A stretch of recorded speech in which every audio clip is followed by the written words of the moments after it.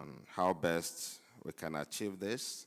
And the regulations are going to be rolled out and supervised extensively by the ministry to ensure prompt and effective implementation by all players in the industry.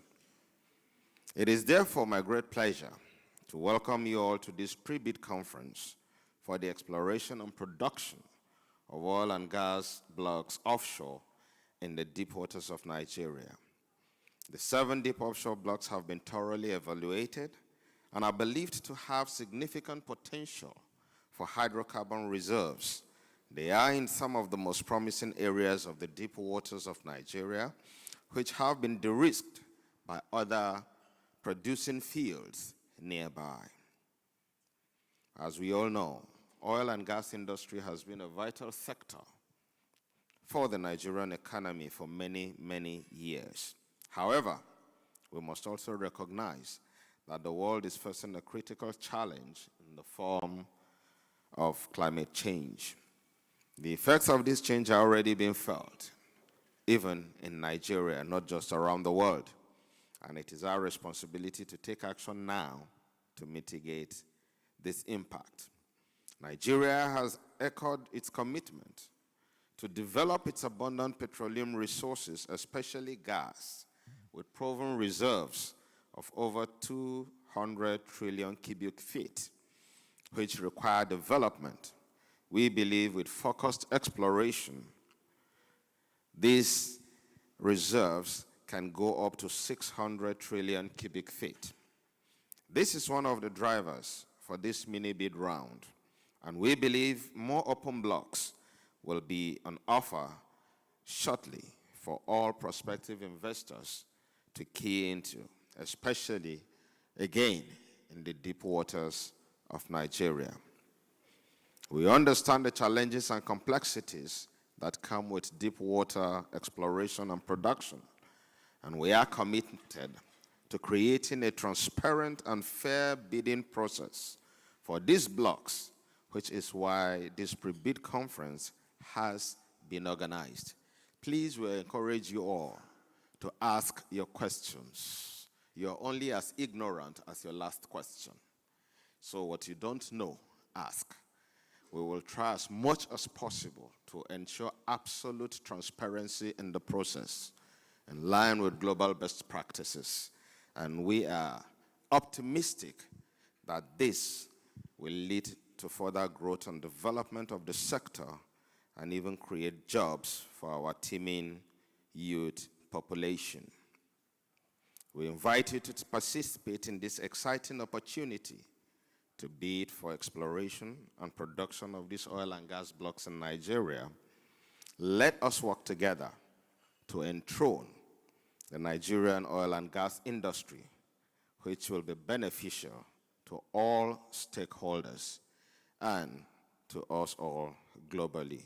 Once again, we welcome you to this pre-conference bid session and ask that please make yourselves at home, speak up, ask your questions, be part of the process. And we hope that this will be yet another experience for us all in our quest for oil and gas development. I thank you all.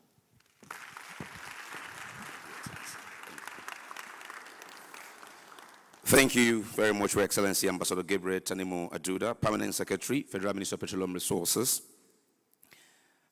I like the fact that you particularly said that the ministry and the commission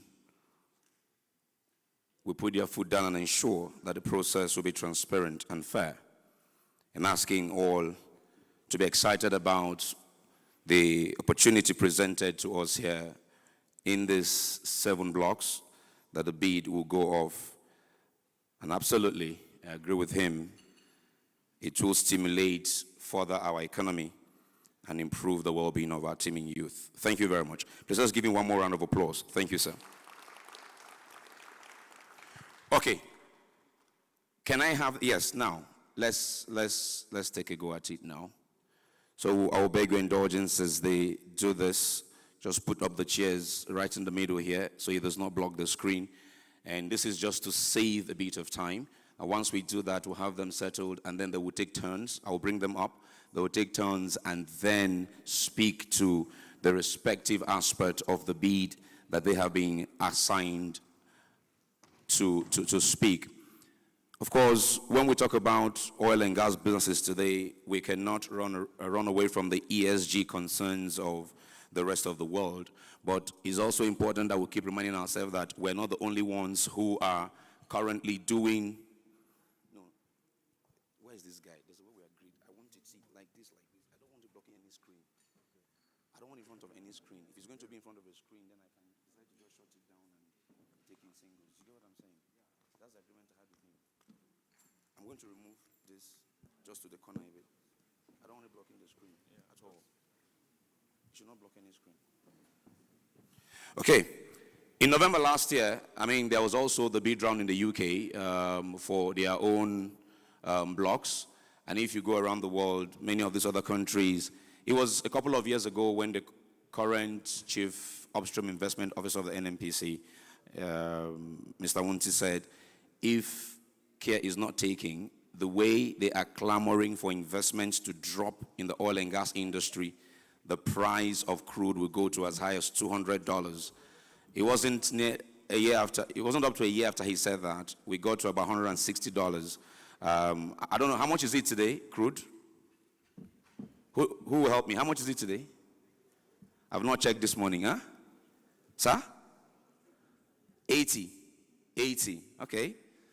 At the time when the push was going on to drop because of climate considerations and all, drop investments, some people never thought it was going to come up to even 40 anymore. 80 is not doing very badly, 84.5, 80, 84, depending on which particular crude that we're talking about, we're dealing with. Okay.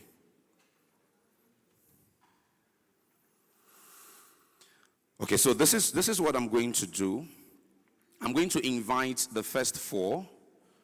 And when I bring up the first four, please, you're going to take turns. I will not come back to introduce you. I'm introducing you now.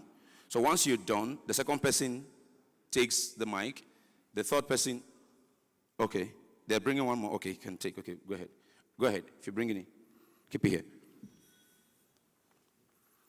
I don't want it in the screen. This is fine. I'm good here. Yeah. Please, you see, is this blocking your view to the screen? Is blocking it? This very one, just a little? Bring this in a bit. Bring this in a bit. This chair, bring it in a bit. All right, thank you. Okay, so real quick now, thank you guys, thank you. Real quick now, as I said, overview of the 2022 mini bid round.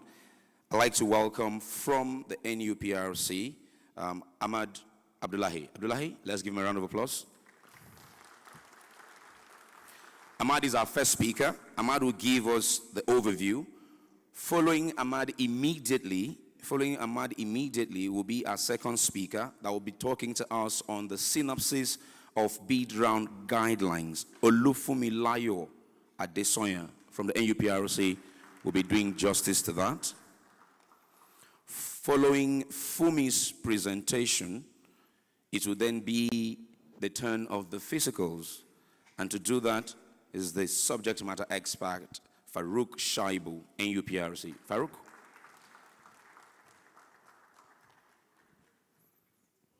Yes. Okay, cool. That's fine. Following Farouk will now be the multi-client partners of the NUPRC in this bid round. First, the both of them will be talking on data availability and accessibility. So first, I'd like to welcome from PGS, Wale Oyetoron. Mr. Oyetoron? From TGS,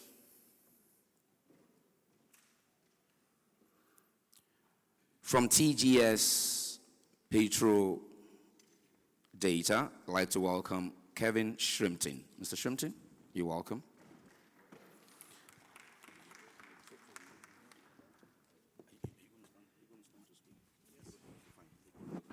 So what I'm going to do is, you want to see this?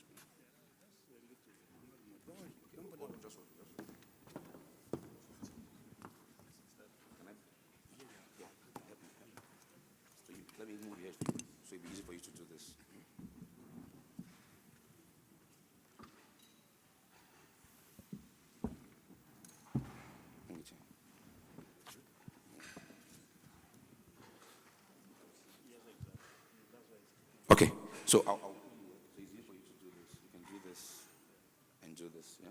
So please, it's over to you, sir. You can come forward.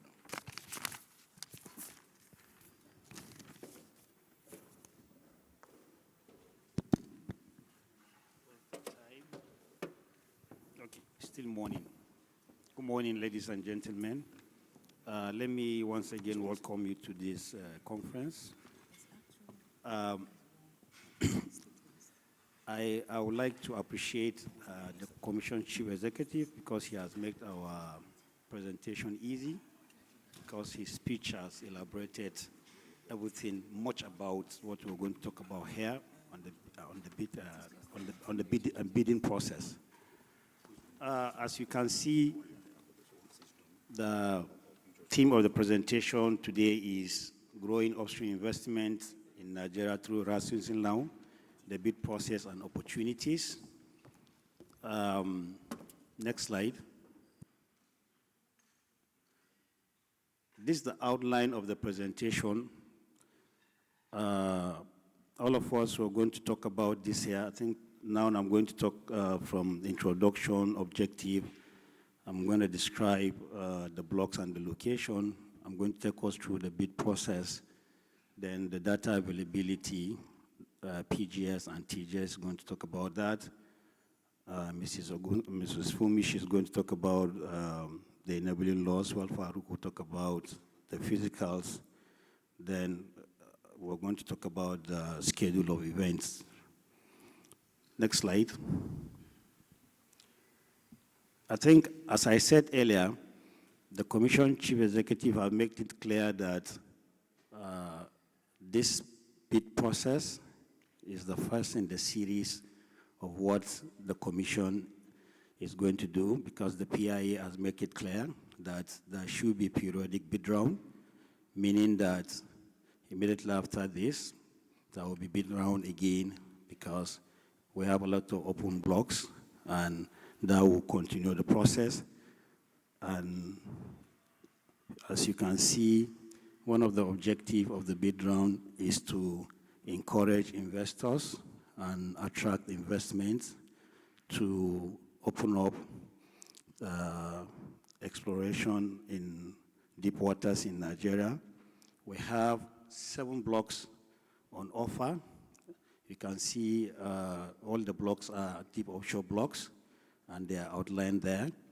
These blocks have been resized and again recoordinated based on relevant section of the PIA, because the PIA has made it clear that the deep offshore blocks shouldn't be above 1,000 square meters. And again, the size, the coverage size of the 7 blocks is mentioned there. The depth is there to indicating the range of 1,150 meters to 3,100 meters water depth. Next slide. The objective of the bid round is in line with the objective of the PIA. We are all aware that PIA has clearly spelled out the fact that the Nigerian government wanted to attract investment into exploration, and that investment is going to is going to increase our reserves. Already, we have been producing and not adding reserve commensurate to our production annually. We expect that this bid process is going to boost Nigerian production from deep waters. We looked at it that is going to expand opportunity for gas utilization. We are all aware that the Nigerian government have declared this decade as the decade of gas. And of course, globally, we're looking at gas as green energy. So we look at that. We expect the bid process is going to create employment. Of course, if we flip back to what happened when Nigeria started deep water development from 1993, that actually create value and employed a lot of Nigerians. And that have given us opportunity to have in-country experience of Nigerians that have operated deep waters. Again, we expect this is going to add to that value that we have gotten already. This is going to reinforce competitiveness and openness, just like other speakers have said. The Permanent Secretary has made it clear too that this process is going to be as transparent as the law has envisaged. If you go to relevant sections of the PIA from section, I think 73 to about 75, it has made about award process, the bid process, selection criteria in detail, and this makes it known to you that this process must be adhered and be transparent as is expected. Again, all of us are aware of the global issue of energy sufficiency and security that is happening globally. We expect that this process is going to ensure that Nigeria as a country, we have energy security, which again would dovetail into ensuring that globally the world has sufficient energy for consumption.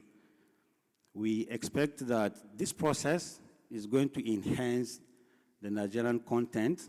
We are aware of the existing law, that's the Nigerian content law, which the Commission has always tried to ensure that companies adhere to that. We expect this process is going to deepen that. Next slide. The bidding process. From the 3rd of January, the bid portal has been opened, and if you go to the bid portal, you're going to see elaborately the process that we outline here. That's exactly from stage 1 to the 5th stage. That's from the day that the announcement will be made. We expect that prospecting bidders will go there to register. After the registration, they are going to be pre-qualified. The result of pre-qualification will be published on the website, right? Another evidence of that the Commission is going to be transparent. After pre-qualification, the pre-qualified companies will be expected to access data. And before TGS and PGS will talk about the quality of data that we have, yes, we have extensive regional 2D and 3D data that will be accessed. If you get to the portal, you're going to see links that will take you to analog well data that we have, the 3D data we have, the multi-beam data that have been acquired regional. I think about 80,000 square kilometers of multi-beam has been acquired. Again, after that, the next stage is technical bid submission and presentation. I think we need to make it clear that companies are expected mandatorily to access data and purchase data. It is mandatory because without sufficient and adequate data, we don't expect companies to be able to do their evaluation that is going to dovetail into prospectivity studies. But I think I need to make it known that companies that have already accessed this data with evidence of purchase of the data, right, all we expect from them is to load the evidence of the data purchase on the portal. That means if you already acquired the data from TGS or PGS, you're not expect to purchase the data again, but you expect to return to us evidence that you have purchased the data for this process. After that, there will be technical bid evaluation. Companies are expected to submit technical bids after they must have carried prospectivity studies to identify leads, prospects. Their bid will be evaluated. We are going to publish the criteria for bid evaluation as stated again in the PIA and the guidelines, because the guidelines have made it clear that criteria for evaluation must be known, which we believe that is going to guide companies to prepare their bid. This is another element indicating that the Commission is adhering to the law and the process will be as transparent as is been expected. The fifth stage will be the commercial bid conference. Again, the PIA, with the guidelines and the regulations that have been crafted, have made it mandatory that there will be commercial bid conference. At the commercial bid conference, the commercial bid submitted by a company will be open just in a conference like this, and there are organizations that are expected to be there, or must be there. That's ETI and the Ministry of Finance to now make it transparent. All this, again, is to indicate the fact that the process had to be seen to be transparent as enshrined in the law. Next stage. Data availability and accessibility. As I said earlier, we are all aware to the fact that Niger Delta is not a virgin region. There are a lot of studies, there are a lot of developments, the Agbamis of this world, the ACPO, the other fields that have been developed. We have in our National Data Repository analog well data from fields that are proximal, fields that are nearby to the existing blocks. As you can see, these blocks are not too far away from blocks that very large discovery have been made in the last 2 decades or 3 decades, meaning that even if we don't have wells drilled in these blocks that in offer, we have well data that are from closer fields that we expect prospecting bidders are going to assess, and that will be getting from our NDR. We have extensive 2D, we have 3D that are being reprocessed, right? Next slide. This slide is just to give us a pictorial view of the data we have and what we expect. Before TGS will talk about that, I'm privy to have seen the multi-beam survey. The multi-beam survey is, I think, the most recent regional data that have been acquired in Nigeria. It is very extensive. It covers more than 82,000 square kilometers, I said. And the purpose is that oil seeps were identified, costs were taken from those oil seeps, and geochemical analysis were carried out to further prove the prospectivity of the entire Niger Delta.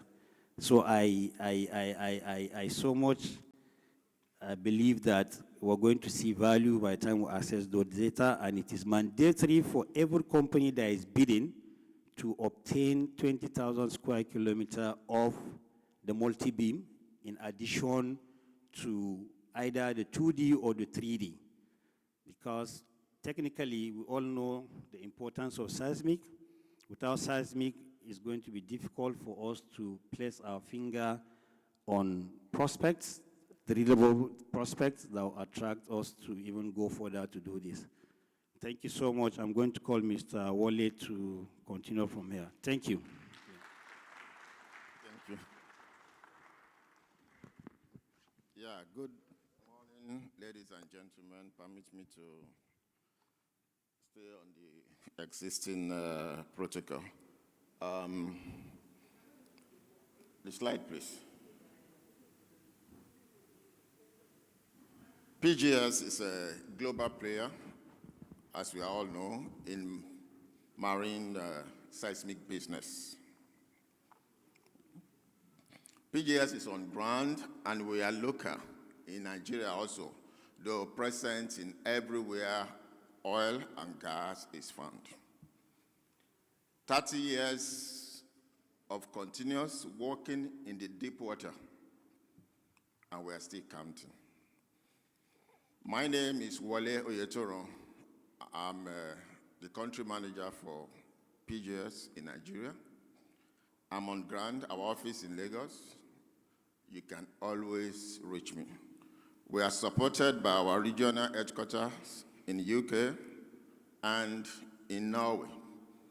We are worldwide. Thank you. Let's go to the next slide, please. We are leaders in technology, like I've said, and PGS has been, I want to say thank you to Mr. Hamad. You've made my job simple. He said Nigeria entered into the deep water in 1993. I'm glad to let you know that in 1994, PGS was already here. We shot the first largest seismic in Nigeria. Every deep water license round that Nigeria have done, PGS have played significant part and significant role in it. Thank you. That's encouraging.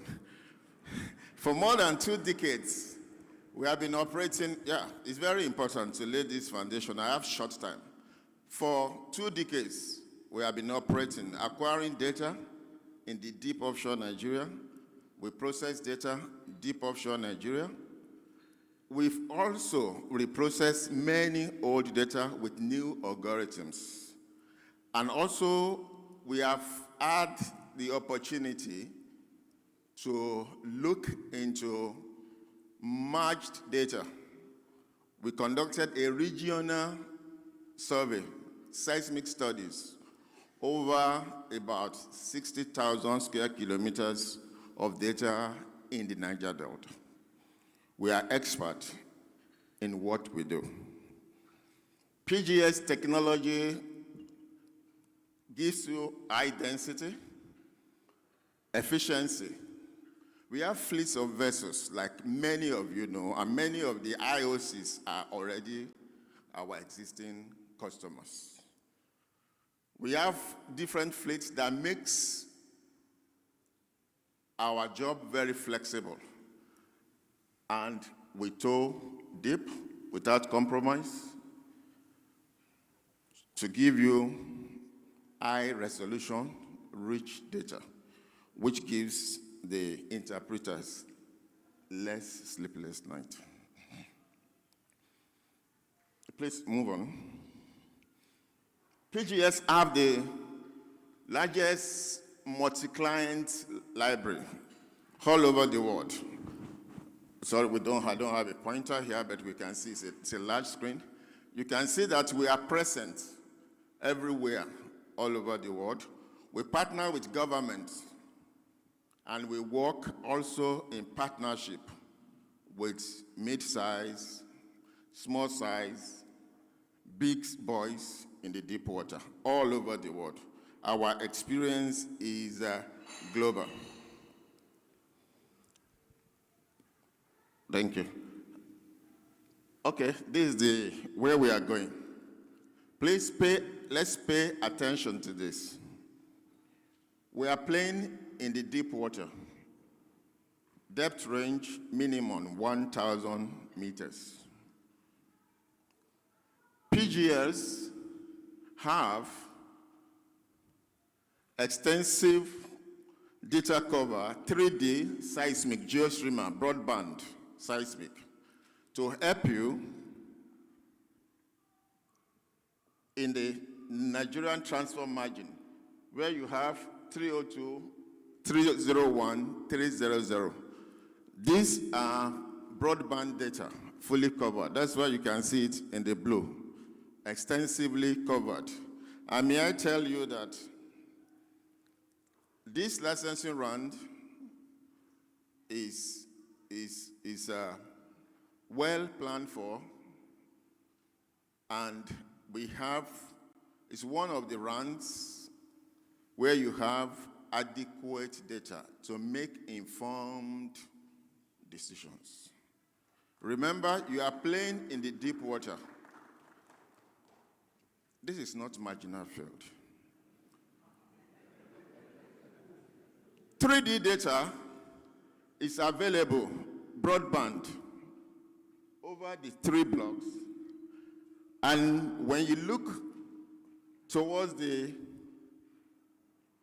southern part, close to the Niger Delta, you find the other 4 blocks. I'm happy to let you know that we have full reprocessed data, 3D seismic data, crispy. Most of during the NUPRC in 2022, most of the G&G experts in top IOCs visited our stand. Our G&G expert, a principal geophysicist, was around here, and he took them through. People looked, it sounds magical, it looks magical, because of a lot of process of multiple attenuations that has been done, and we have better algorithm now to process data for you so that you can see clearer. You have to de-risk. Era of jumping, taking blind risk is gone. Now, take calculated risk. Let's move on. Go back to the slide, please, sir. Then I want to point your attention to it that before we make our decision to make this huge investment, not many companies does 3D multi-client because it's expensive. Before we make our decisions, I will just point you, if you look northern part, you will see discovery, recent discovery, the Ajay one, the Ogo one. These are recent discovery in the area. It's a proven oil-rich terrain with a lot of stratigraphical traps that can be explored. We have waited for this for long, and I'm eternally grateful to the Chief Commission Executive, Engineer Komalafe, for pushing this through at this time. Nigeria needs it. Let's put our hands together for him. So we have GeoStreamer, broadband. It's very important, note it. We have mega survey. And then I will encourage you. This process is going to be transparent. This process has been conditioned to even be transparent. Go to the NUPRC. A lot of work has been put into the portal. Go through and follow through the NUPRC portal. When you go to the NUPRC portal, like Mr. Abdullahi have said, you will find links to PGS, Data Library. From there, you will see that we have loaded a lot of teasers on each blocks. These are rich teasers that you need to read. You download it, you read it. And they contain few leads. We just gave you few. And prospects that you can count on and then move on with. I encourage you, please click PGS data links. It takes you to our website, and we have experts dedicated to this to respond to you within 24 hours. I'm here always, you can reach me, but I have big support group all over the world for this. Please, let's go to the next slide. And we have a specialized package. Please go to the next slide. We have specialized package for this, that is for this mini bid round, this 2022 mini bid round. I hear some people saying oil may go away. Please, oil is not going away soon. Multinationals are investing. PGS is investing heavily in new equipment. Oil is not going to go away, especially we Africa. We've not even gotten enough access to energy, then we are going to renewable. Let's go back to the mini bid round. Sorry, back again. The mini round is special. Again, sir. Again, please. Thank you. No. Forward, please. Forward. Time is going. Thank you. No, go back. Okay. Thank you. If you look at it, we have special package for you because we know it's to attract, with the objective of NUPRC and the government of Nigeria, is to attract investors to Nigeria to also encourage local participation. So because of this, we have various data packages for you. That's why I emphasize, click the button, get across to us, our experts will guide you through. So we have for small size, we have for medium, we have for large size. All we want is for you to have access to data. Oil and gas, energy industry is all about data. The more data you have, the safer you are. So we want you to have access to data. We will discuss detail with you because I have short time. So some of the packages we have, briefly I will tell you.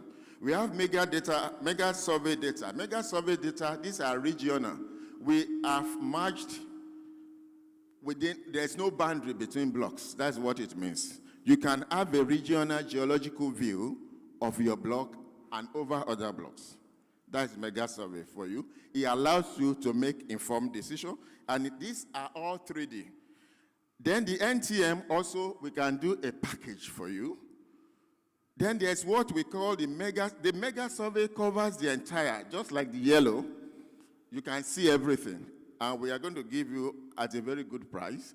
Then also, if you look downward, the one I showed to you, we have this one that we call Mega Survey Plus. These are recently processed data. We just completed reprocessing in October 2022. So you have fresh data in your hand. Please go to the last slide. And finally, I would say Nigeria LR 2022 at PGS, you can reach us through it. You can reach us through your LinkedIn. You can reach us on Instagram. You can, on all the medias that is used, you can reach PGS. You can reach us on our website. And also when you click NUPRC portal, you go to data, you download, then you go into link up with PGS, then you fill your details, then experts will be there to attend to you. And I'm available. I'm based in Lagos. Please reach up to us. Thank you, and I wish you good luck.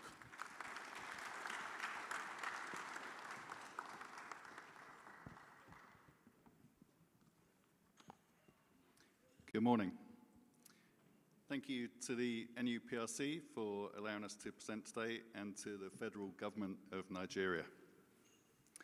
Just give you a background on TGS Petra Data. The JV was incorporated in 2014. We have been in a very excellent relationship with the NUPRC for 8 years now, working together with them on multiple projects.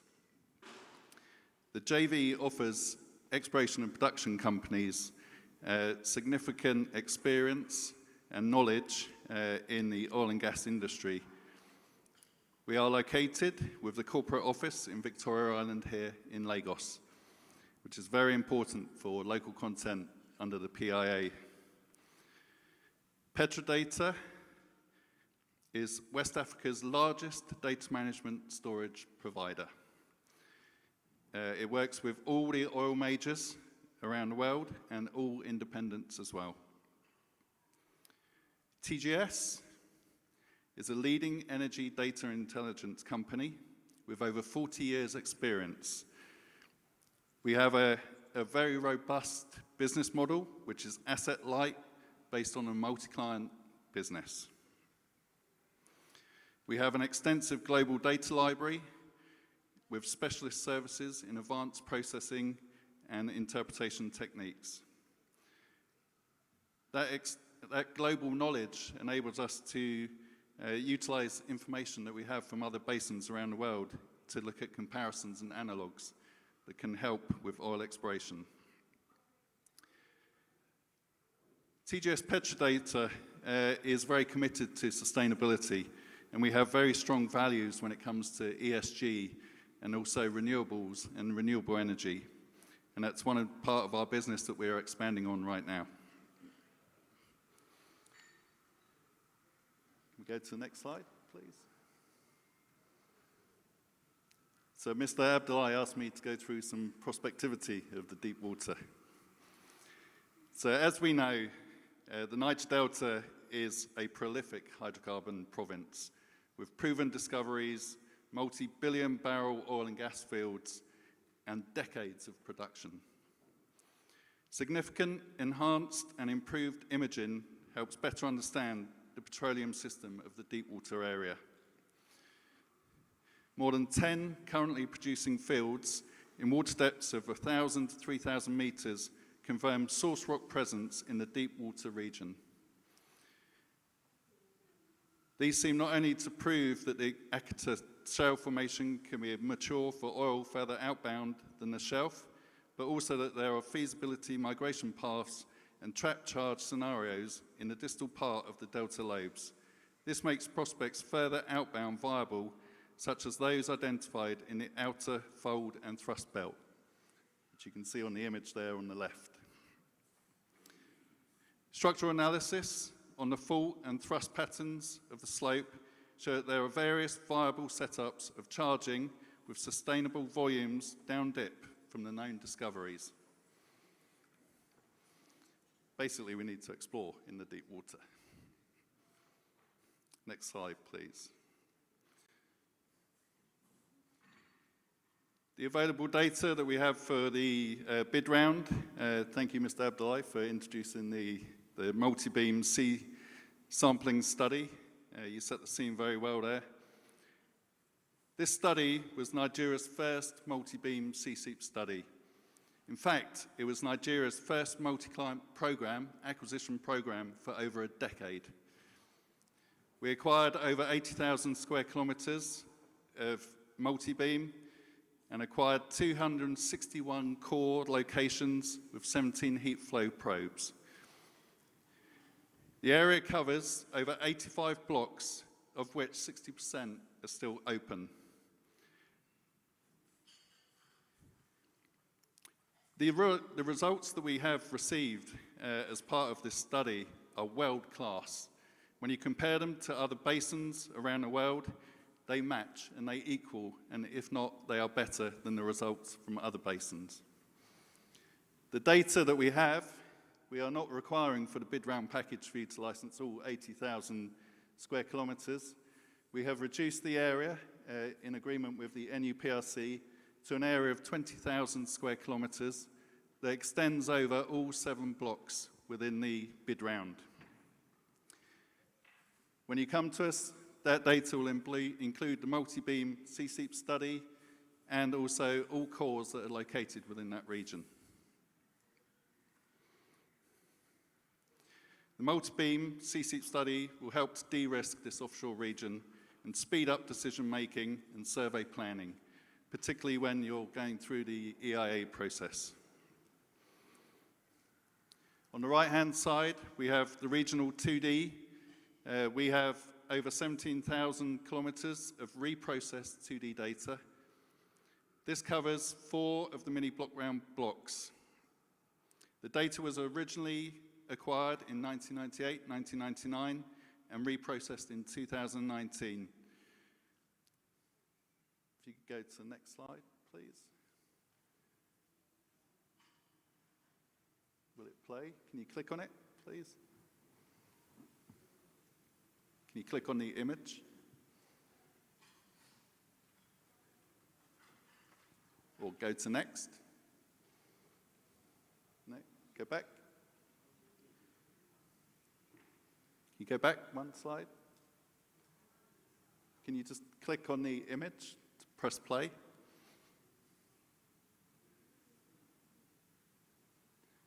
Okay. This advanced state-of-the-art processing gives improved resolution, improved demultiple and noise removal. We can see anticlinal and other structures better defined, with multiple stacked reservoirs with closures on the top also better defined. We can clearly see the internal shales extending outward, with clear fault and fold image traps, giving you clear migration pathways.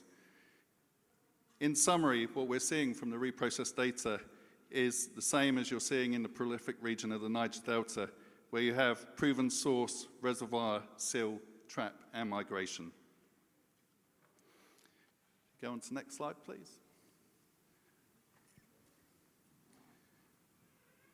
We have a link to TGS Petra Data on the NUPRC portal. If you click on there, it will send you through to our landing page, which, like PGS, has some snapshots and data examples that you can view initially. But if you register and link up, we can then arrange for much further data viewing and further information, and you can then reach out and talk to our experts in the field. We will respond to you within 24 hours of your application. TGS Petra Data has advanced experience in license round support with extensive and long history of cooperation with all governments around the globe. We have an access to a world-class global network of oil companies in which we can link you up and get you talking to them as well, if you're looking at partnering up anywhere. I think that's it. Thank you very much.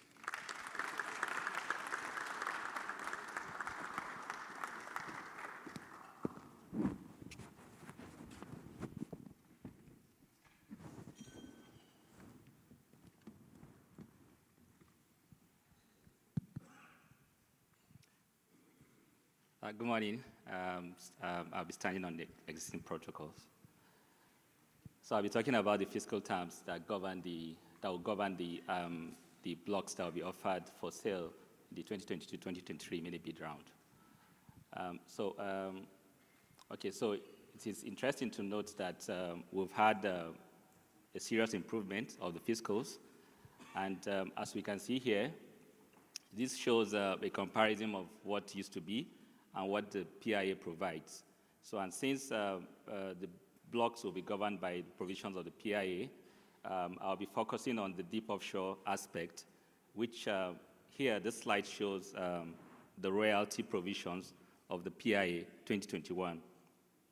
So as we can see here, we are moving from 10%, which is provided by the Deep Offshore Inland Basin PSC Act, as amended, to maximum of 7.5%. And this starts from 5% and then slides to 7.5%, depending on the production volumes, barrels of oil per day. The PIA also provides for price royalty, even though this is also an improvement over what used to be as provided in the Deep Offshore Inland Basin PSC Act. This provides that it's only when you go above $50 per barrel oil price that you start paying price royalty. This is just to capture economic rent occasioned by windfalls. Then the PIA also provides production allowances, and this is just to reward performance. And as we see here, when you start up to 500 million barrels cumulative production, you're going to have a lower of $8 per barrel or 20% of the fiscal price. So whichever is lower is what will be applicable. Then for gas, so the Petroleum and Production regulations provided for gas royalties, and it was 7% onshore and then 5% shallow water and offshore. But what we have now is for deep offshore is 5%, but if the gas is for domestic utilization, it's going to be 2.5%. Next slide, please. Then for taxes, Deep Offshore and Land Basin PSC Act, again, provided 50% for ab initio, provided 50% for deep water PSCs, and that governs other deep offshore areas. But what we have now is a dual taxation. We have the company income tax as provided by the CETA, and also some amendment made in the PIA, and then you also have the hydrocarbon tax. So for deep water areas, and all the blocks that are being offered for sale are in deep water areas, so it's a zero hydrocarbon tax.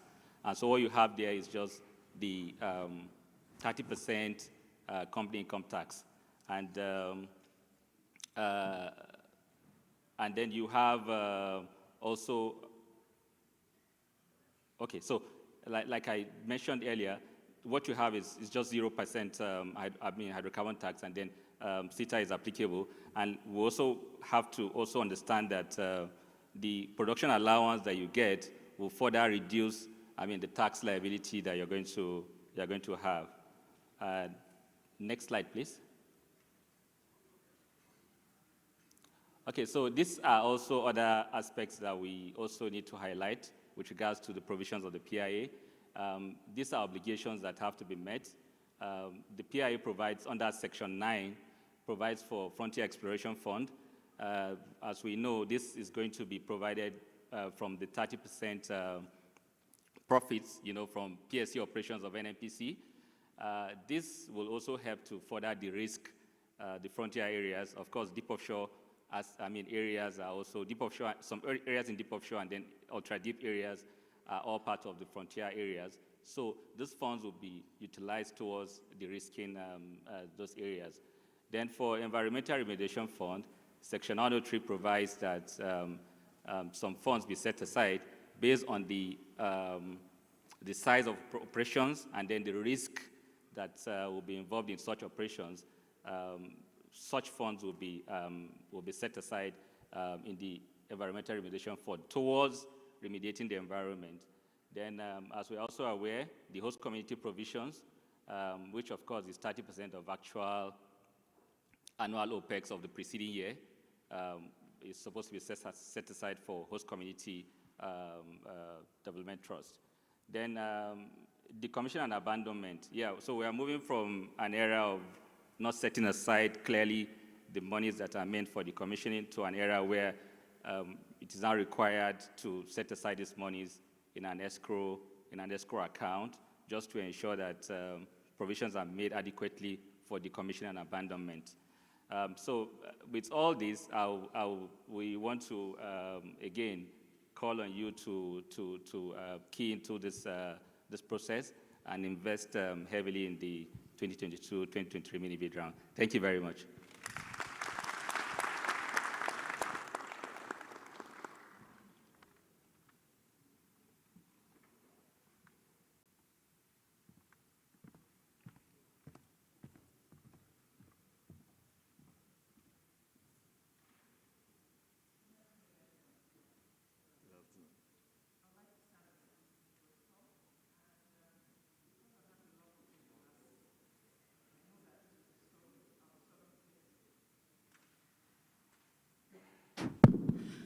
Good afternoon, everyone. I would like to stand on existing protocol because I know that as the last speaker, I'll be struggling to get your attention. I'd like to start by entreating all of you by saying that you all look beautiful, handsome, and lovely. And it's a privilege to speak to all of you. Thank you all for coming to this event. I will be discussing the legal framework that guides this bid round. As my preceding speakers have spoken, this process is guided by the PIA. And we are all aware that the PIA is the extant law subject to saving provisions that governs petroleum operations in Nigeria.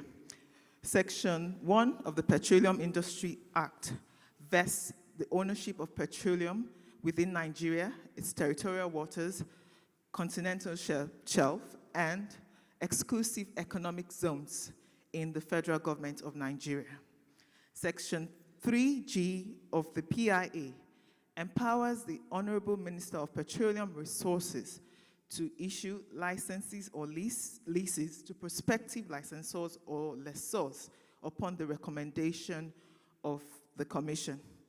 As illustrated by previous speaker, the Section 73(1) of the PIA requires that licenses be issued pursuant to a transparent, fair, open, and competitive bid process governed by the PIA, the regulation, guidelines issued pursuant to a licensing round, and guidelines issued pursuant to a licensing round. As you are aware, the Commission has issued the 2022 licensing round guidelines, regulations, and the deep offshore guidelines were issued in respect of this bid round. Next slide, please. Now, who can participate in this bid round? As alluded to by the CCE, companies or statutory corporations incorporated under CAMA or established under Nigerian law. We've had a few queries about this, and I would like to quickly clarify that, which speaks to my second point, that one, foreign companies who do not have subsidiaries in Nigeria may apply for this bid process. One, and secondly, with regards to statutory corporations, we note that we did not indicate that in the guideline, but the essence of this exercise is to ensure that companies or corporate bodies are validly registered in their country of operations. And we're all aware that statutory body corporations are corporate bodies created by law to carry out activities that a company can do. So, but it's also important to note that Section 72 of the PIA requires that, stipulates that licenses or leases can only be issued to companies incorporated under CAMA. So at the point of award, the statutory corporations and the foreign companies must incorporate a company under CAMA to be entitled to receive the award. And applicants may also participate individually or as a consortium. Please note that where, as stated in the guidelines, that where parties participate as a consortium, they will be required to provide a consortium agreement setting out the relationship between the parties, stating the team lead of the group, the operator, and the representative of that consortium. And to accompany the powers of the representative would require a power of attorney given by other members of the consortium, empowering that representative to represent them in all dealings with the Commission. Then, before I missed that, then after pre-qualification, where applicants have been pre-qualified, they can form consortiums with other pre-qualified applicants with the consent of the Commission. But please be assured that that consent will not be unreasonably withheld, because we really do not have a lot of reason not to grant you the consent since you have been pre-qualified. Next slide, please. Pre-qualification. The licensing round guidelines require that applicants be qualified based on the legal, financial, and technical criteria. Please note that in a consortium, all members of the consortium must satisfy the legal and financial criteria, and one member of a consortium, at least one member of the consortium would be required to satisfy all three requirements. For the legal pre-qualification, the Commission would require applicants to provide the certificate of incorporation,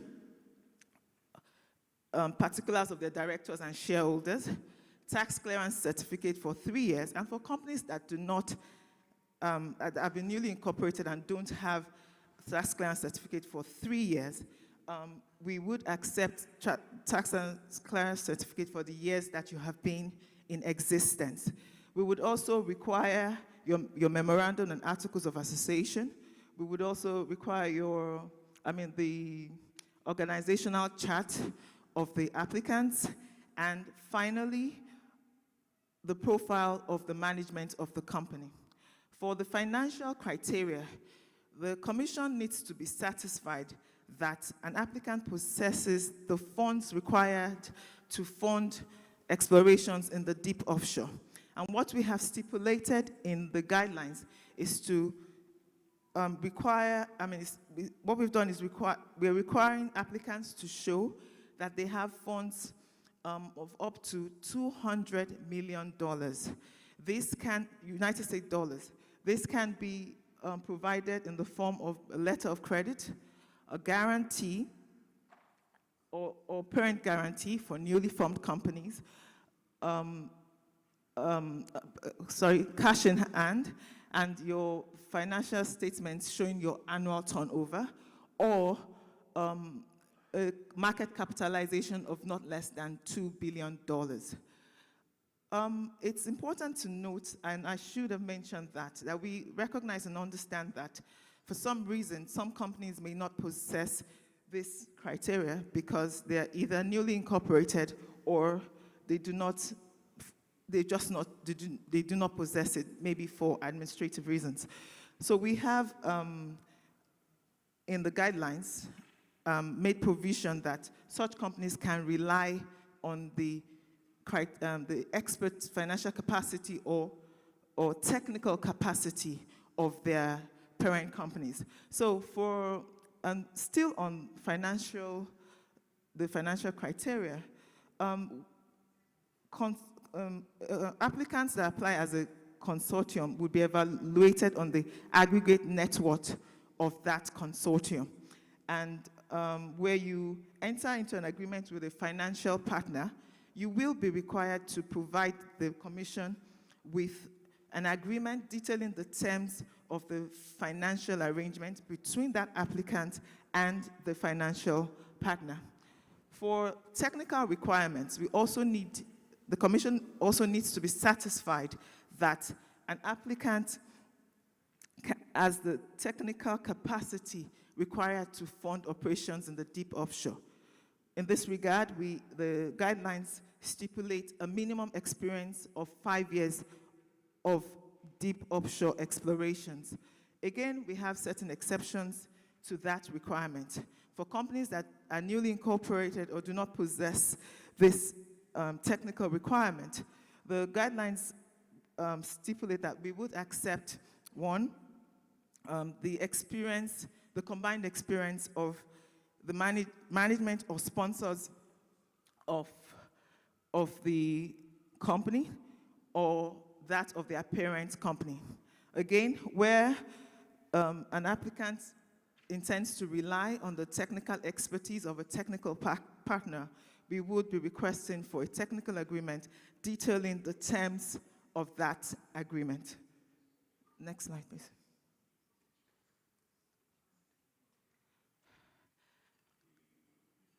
Once an application has been submitted, we also possess the powers to disqualify an application. And these are the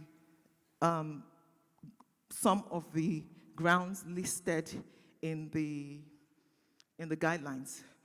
Indebtedness, where an applicant is indebted to the federal government, where an applicant has not vigorously operated a previous license or lease granted to the applicant, where an applicant has been prohibited under existing laws, where an applicant has made misrepresentations in the bid, in respect to his application, And sorry, I must make a distinction between application and bid, because as we go on, different rules apply to them.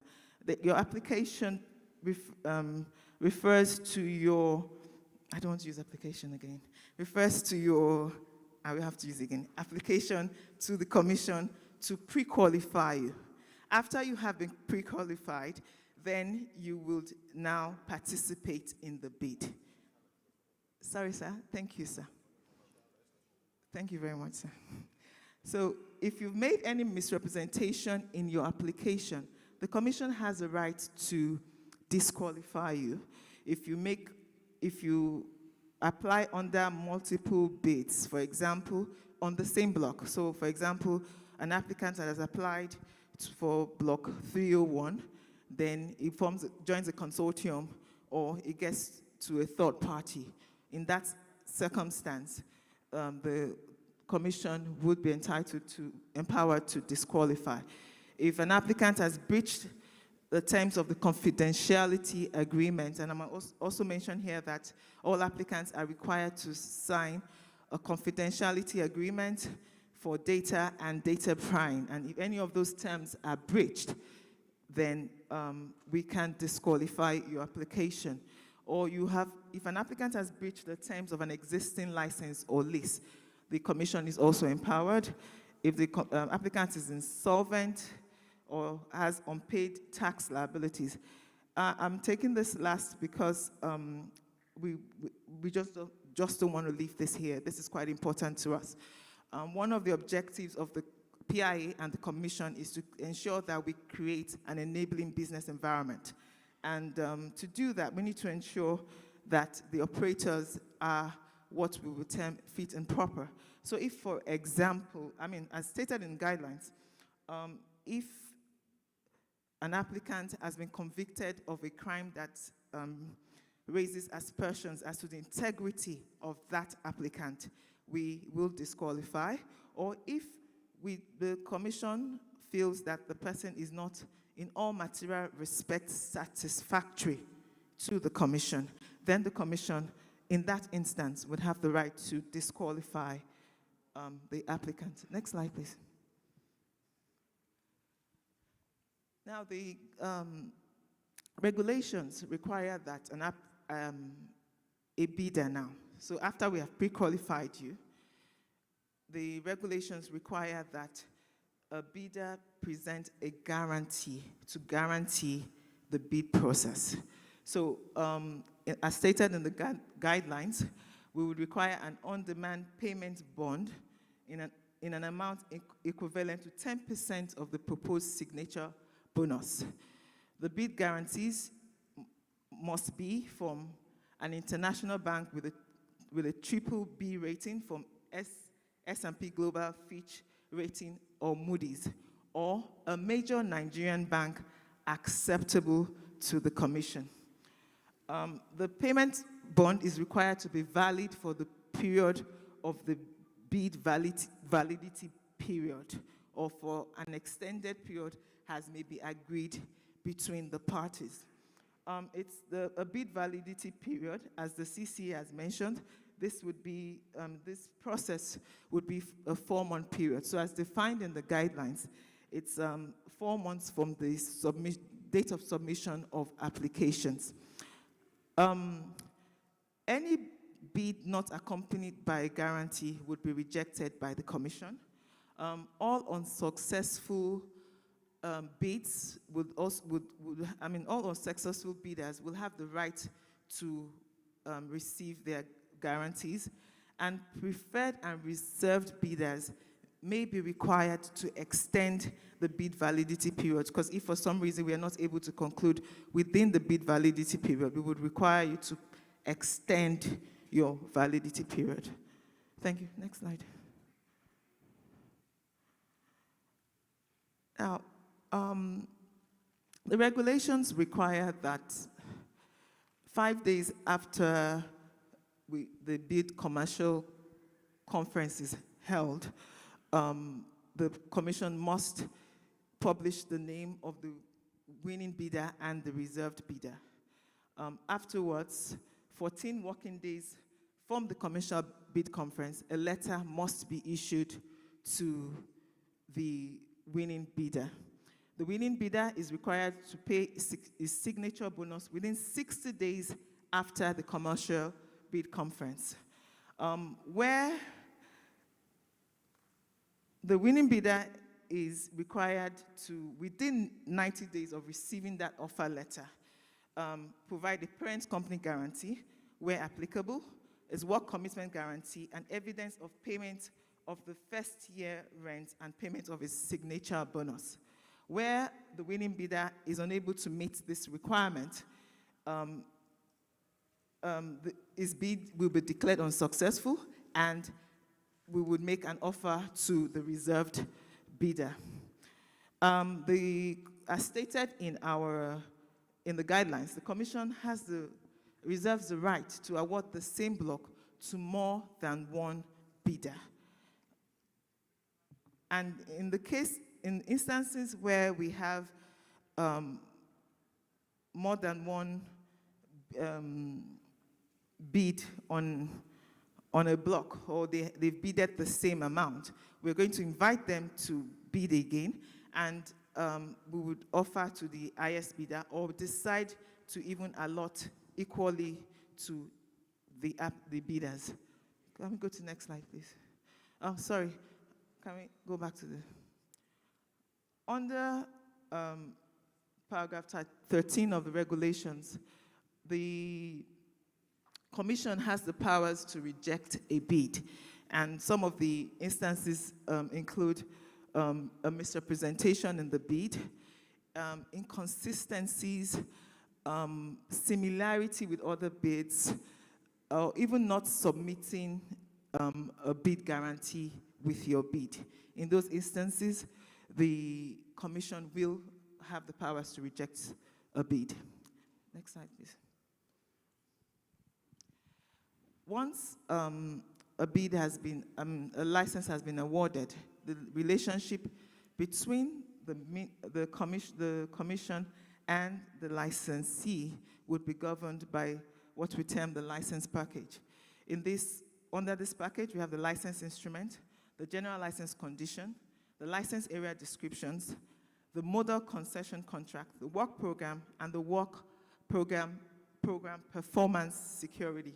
The license instrument is basically vest the license in the bidder, and it includes terms like the start-off date, the duration, and other terms applicable to that license.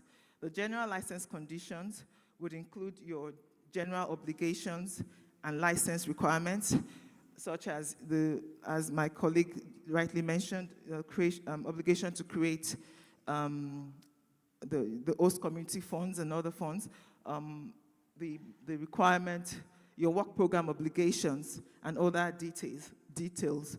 The license area description is merely the graph of the area describing it, and the model concession contract, which will be built largely on the bid that the applicant has made, would contain also terms peculiar to that bidder. Your work program would detail the number of wells and work that the licensee would be committed to, and your work program performance security would be the security guaranteeing your work performance.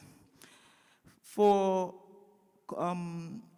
consortium or multiple parties, we would require them to have a joint operating agreement and shareholders agreement. A joint operating agreement would just detail the joint unincorporated operations of the parties. And the shareholders agreement would also detail how if they decide to incorporate a company, how that relationship will be governed. Thank you. Okay, thank you very much. Okay, next slide. Okay. Next slide that talked about the schedule of events. Okay, the PIA has made it clear that the Commission must publish on its website the schedule of events. because the law wants to stop the fact that this process should not have a continuous without end, meaning that we must have a start date and we must have a finish date. And if you go to the website, you're going to see this. It is the law, and being a body that is created by the law, we believe that we've looked at this carefully.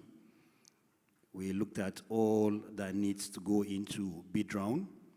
We looked at the time that companies might require to do evaluation. We equally discussed with our partners, PGS and TGS, the time companies will require to access data before we now took the decision to the fact that this process will come to an end by the second day of May this year. And the team, led by the chief executive, who are working vigorously day and night to ensure that we keep to this timeline. And that is why the portal has been alive. The portal has not gone to sleep for 1 second since it has been launched. With this, I believe that we have talked about sufficiency of data, and we have looked at the fact that Niger Delta have adequate data that should attract more investment than what we have today. And I've been managing the multi-client data the last 3 years. I know the quality of data we have compared to data available in 1993. If investors were not afraid to come on board in 1993 to invest in deep waters in Nigeria, I don't believe that today, with more than 22 decades of E&P activities in deep waters, I strongly believe that investors should look at this, come in, invest, particularly by the time you look at the PIA. The primary objective of the PIA is to attract investment, to encourage companies to now see the Nigerian system as transparent, to see the Nigerian system to be law-abiding, which I believe from the time that the PIA has been signed, we have demonstrated more than enough that the Commission and the Nigerian system is out to go by what the law says. Ladies and gentlemen, with this, I believe we are going to see more persons coming on board. We're going to see more clicks on the portal for us to be able to now reach our target of ensuring that we conclude this by this time. Next slide. For more information, by the time you go to the website of the portal, you're going to have these 3 links that is going to take you to access the data we have. In our NDR, we have more than adequate data, well data, that you can access that will now make it easier for you to do interpretation, because if you have seismic and you don't have well, then you can tie those seismic to wells that have been drilled closer. That will give you a better understanding of the regional prospectivity of the region. Thank you so much for giving us your audience to listen to this. We appreciate everybody for coming here. Thank you. Okay, so you are still on stage. Just take your seat, sir. Take your seat. I would ask Mr. Edu Inyang to join you now on stage. He will just do a short moderation of all they have said.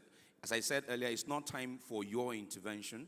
It's just between him and all the speakers. Once we're done with that, one more FAQs and then your intervention time. Over to you, Mr. Edu, please.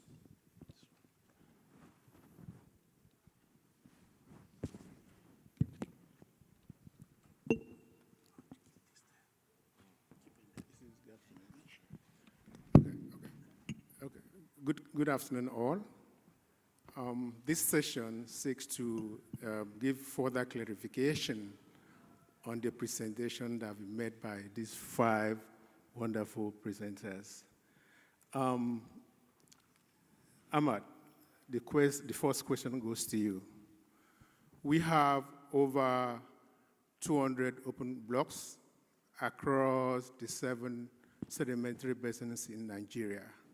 Yet, we choose 7, to over on this round. What were the criteria for the selection of this block? Okay, thank you, Mr. Ian.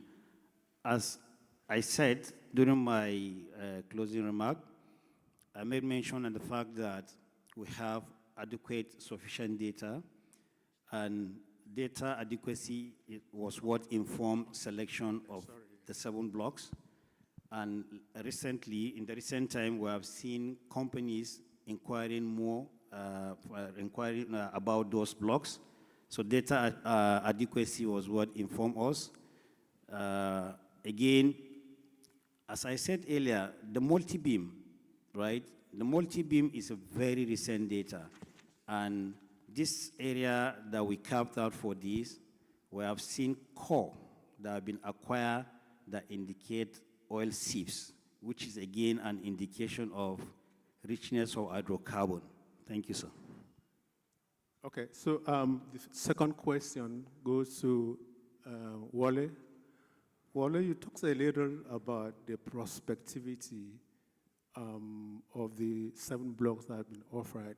Please, because what the audience or the applicants are interested is how prospective these blocks are. Can you throw more light on it?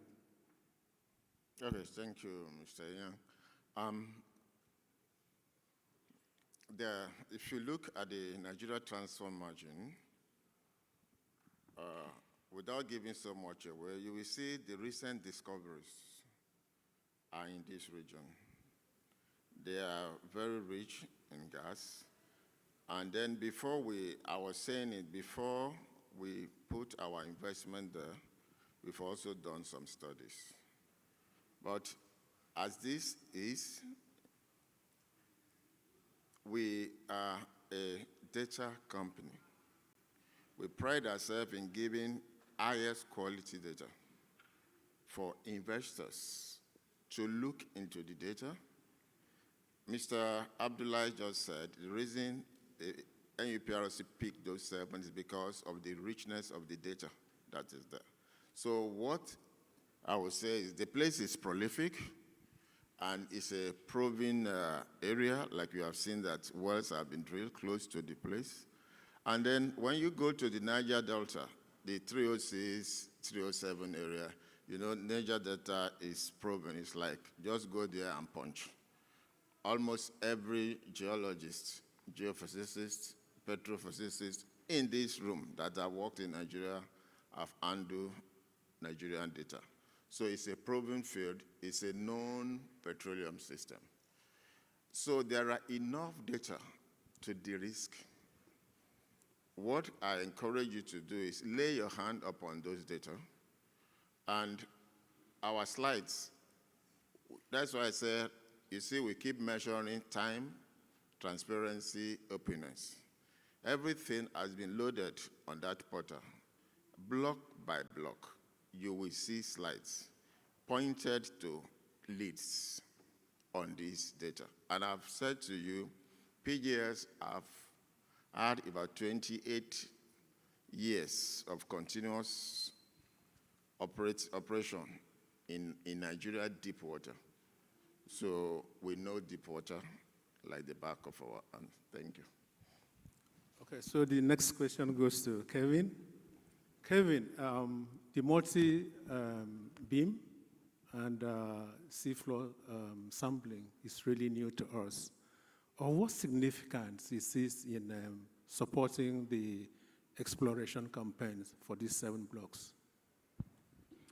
Yeah, thank you. Very good question.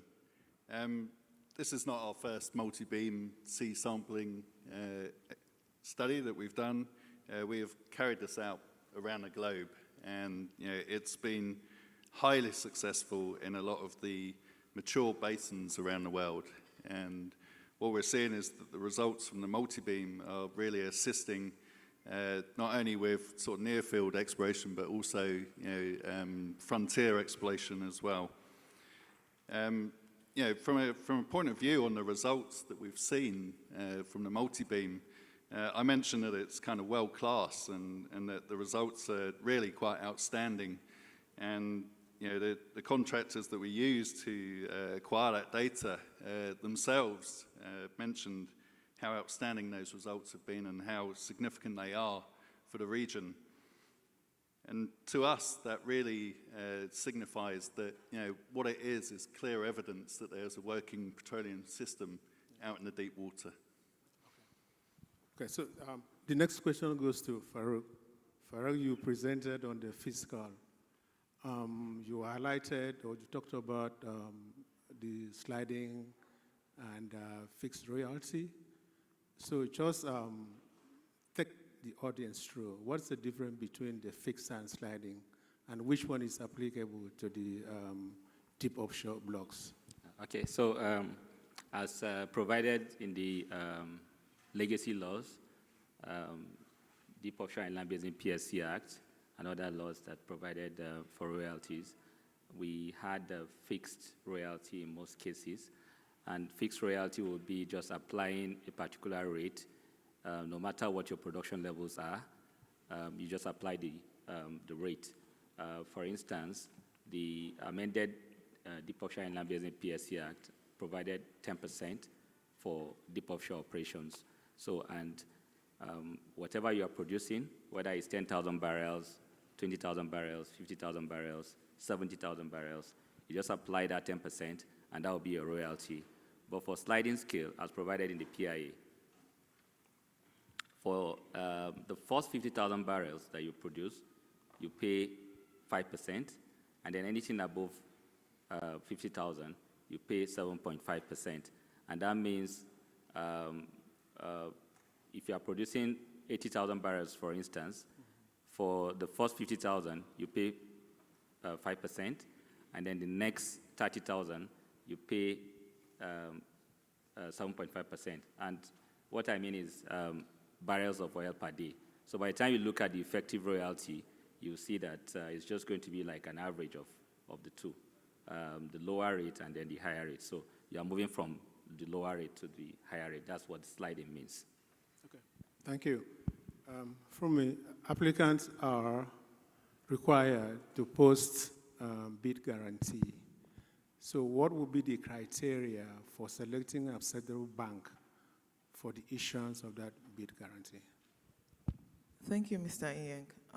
As stated in the bid, we would require a triple B credit rating from Standard & Poor, Global, Standard & Poor, Moody, or Fitch. But for Nigerian banks, we decided not to have an equivalent rating because we really would not have that. So what we've said is that an acceptable bank in Nigeria, subject to our approval. So you have to come to the commission prior to presenting the bid to ask if this bank will be acceptable to the commission. Thank you. So the next question goes back to Ahmad. Ahmad, in your presentation, you highlighted the transparency. So the question is, in this bid round exercise, what are those elements of transparency that the NUPRC entrenched in the exercise? Okay, thank you, Mr. Ian. Again, we need to tie this back to the PIA. The PIA has made it clear that pursuant to any bid round, there must be a guideline. The Commission must announce the commencement of bid round. The Commission must publish on its website the start of the bid round, of any bid round. The Commission must publish in 2 national dailies and 2 international dailies the start of the bid round. Again, pursuant to the PIA has made it clear that pre-qualification criteria must be published. That means every company, right, will assess itself to now know that there is no hidden criteria that will be used for company A that will not be used for company B. The same when you now looked at what the law talked about technical bid. The law talked about the fact that the commission will publish, right, the criteria for technical bid evaluation, which again is another element, right, that the law is trying to make bidders to now see that there is transparency, interest in it. Again, if we look at relevant sections of the PIA, which is again in the guideline and the regulation, it makes it clear that there will be commercial bid conference, and at the commercial bid conference, that's where all commercial bids submitted by companies will be transparently open, right? And international organization listed in the PIA will be invited. That is where winners will be published. This is the part I so much like about the entire process, meaning that the commission must that day inform every person that this block has been offered to this or has not been offered at all.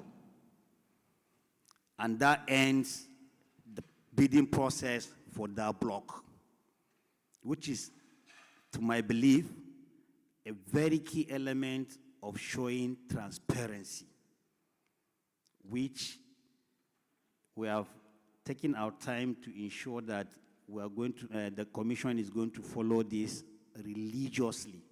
So I believe following this, going by what the PIA said, it is enough for investors to convince that we are out to make the entire process transparent, and our start to this day, because this what we're doing today is again another part of making the whole process transparent, because that's what the law said.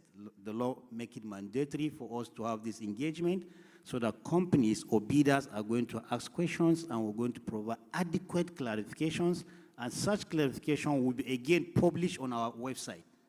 Another element of showing transparency. Thank you, sir. Okay, so the next question goes to Wale. At a certain point, the applicants, the investor will start coming to you for data licensing. So the question is, what are the process, what are the requirements, and also the duration which this can happen? Okay, like I've said, you can contact us through all the different means that we have shown to you, our email, our website. All you need to ask for is on that, when you go to our website or our email, just make an inquiry if you want information about the entire 7 blocks, or you have a selected block that you want to ask, that you are interested in. Once that email comes to us, specify what, we give you different offers that you can use. Then you get back to us. Then we firm up a simple agreement with you. If you're an existing customer with us, we have global agreement already. If you're a new customer, we have a new simple template that you can easily follow. And we have data for this licensing round. So it's a quick one for you. Like we know everyone needs 3D data to make your petroleum, to do your petroleum economics, to know how much you are going to even put on the signature burners. So we know the importance to you that you need these assets. So we're going to grant you, I've said to you, you have 24 hours, we will respond to you. As soon as we respond to you, a personnel will be engaged, will be assigned to you that's going to undo your request. We have about 7 people dedicated in Oslo, in UK. I'm always here in Lagos for you to respond to you. We understand the shortness of the time, and we know the importance that you need 3D seismic to make your decision. Thank you. Okay, Giffen, I think this is going to be the last question, and that question goes to you. the NUPRC encourages the applicant to bid as a consortium. So in a situation where one member of the consortium buys a data with you, can it share with other members of the consortium? You know, so we encourage that bidders should come together, 1, 2, 3, 4, you know, together to bid. So in a situation where one member of that consortium, assuming we have 5, and one member buys your data or licenses your data, can it share it with other members of the consortium? Yeah, yeah, okay. Yeah. It's data people. Okay, data, okay, that's fine. I'll talk to because they have the data. Okay. Confidence question. I'm going to help you. Yes, we don't want to talk. Yeah, no problem. We are partners in this. I know why he's being careful, because it's our criteria. So thank you, sir. Purchase of data is mandatory, which I think I make it clear during my presentation.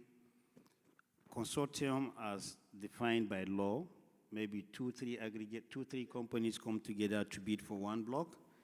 Yes, they are going to buy one set of data per each of the block they are going to apply for. No member of the consortium, right, is allowed to share that data with another company.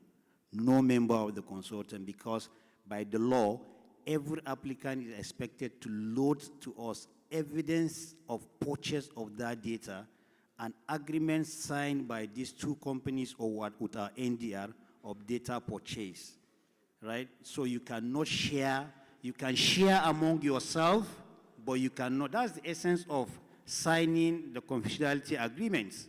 You're signing because you're not allowed to share that data out of the consortium, right? You're not allowed by what, by the guideline, you're not allowed.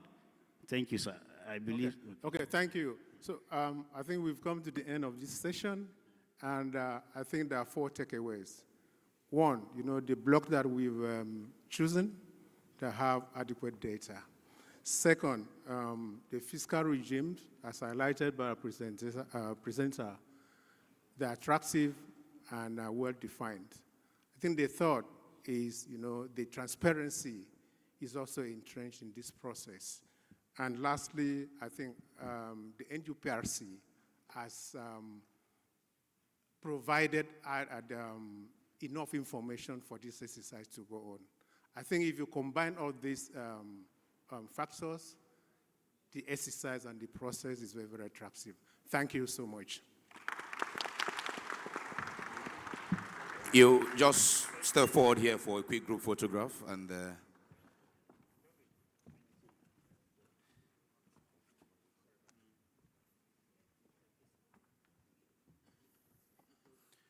let me cross before you take that picture. Thank you. All right, can we give them one more round of applause, please? Thank you very much. So, it is advised by medical experts that when you sit for upwards of an hour, 30 minutes to 2 hours at a stretch, it is important that you stand and stretch your leg before you continue with any other thing that you're doing. And on that note, we're going to just do a stretch break. It's simply like this. Can we all please rise? It's a stretch break. Can we all please rise? So while you're rising, exactly, Dr. Nuhu is, yes, that's it. You stretch your legs, you stretch your hands. And if you want to do a quick bathroom run, it's okay to do a quick bathroom run. It's okay to do a quick bathroom run, but it's just a stretch break. We're not doing anything more than what we're doing right now. Exactly, Ogadia. Your Excellency, you are getting it. You are getting it. Move the body, move the body. Yeah, Oga, that's it, yes. You are very fit, oh. Yes, that's it. That's that kind of business, you know. Move the body a little bit like that. And then, as we're doing that, I'll be getting ready to bring up our next panel. Now remember, this next panel is for the frequently asked questions. They would come and address all of those FAQs. Once they are done, all the members of the panel will go and take their seat, and the moderator will remain standing and walk us through the interaction between the NUPRC and your distinguished selves. Please, those of you online, you can start sending in your questions now. You can start sending in your questions now, because once we're done with the FAQ session, we're going to go straight into the interaction. So send in your questions. Our technical team are waiting for them. Once they see them, they'll send them to me, and I'll push it to the moderator. We can now take our seats, please. We can now take our seats. Those that want to use the restroom is fine. We can now take our seats. Thank you very much. Please take your seats. Please take your seats. Thank you very much. Please take your seats. Please take your seats. Thank you very much. It was just a stretch break. We now want to look at all the frequently asked questions as it concerns this bid round. Please take your seat. Thank you very much. Please take your seats.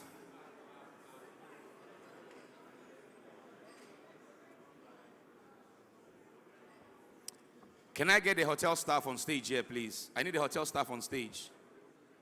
I need the hotel staff on stage. A gentleman preferably. I need the hotel staff on stage. Please come.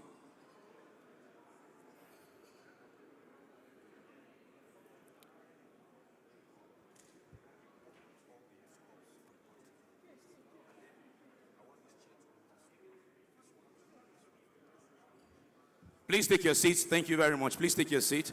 And if you have not registered, please ensure you register at the desk outside. Just get your phone, scan the QR code, and your process of registration is as good, as simple as that.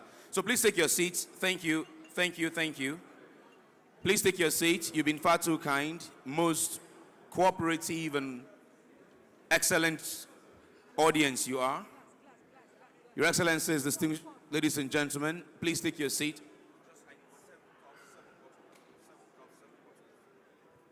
Please take your seat. Thank you very much. Please take your seats. Please take your seats. Thank you. Those of you online, we're expecting your questions to come in at this time.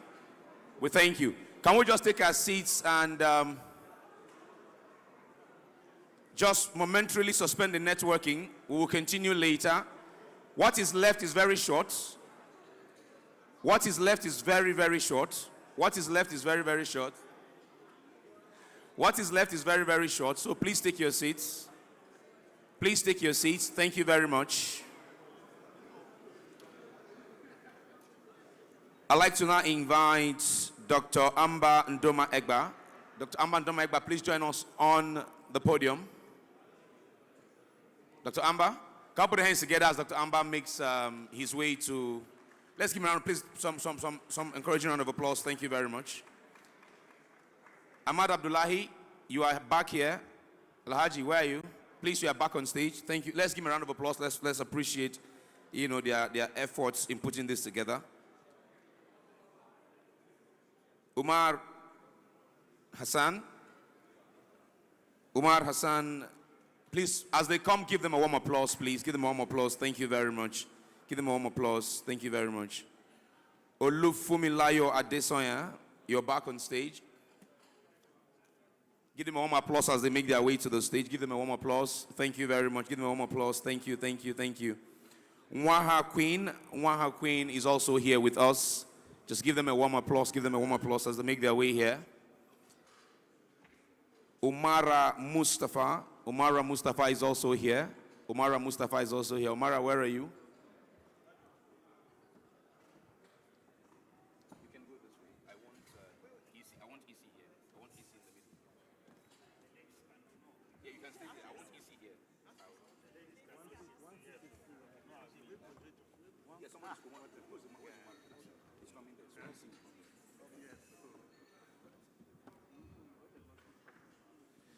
Okay.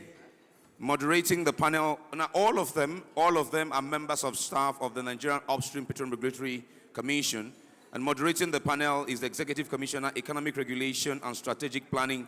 We welcome Dr. Kelechi Ofegbu. Can you please give them a warm applause of appreciation for putting all of this together and committing the time to give us all the insight required. Your seat is there, sir.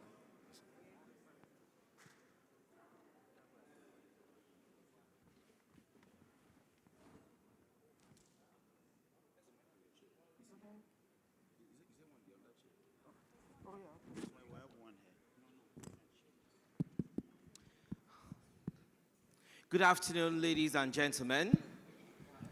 For everyone who, maybe I should stand. Every time I have a meeting with distinguished industry operators, there's one thing I always say: I want one meeting. Because when people move up and down and are having side conversations, I think it's disrespectful to every other person seated and willing and able to engage. This is about the last item today, so let's just get through it very quickly, and then we can release all of you wonderful people to go to your respective endeavors for the day.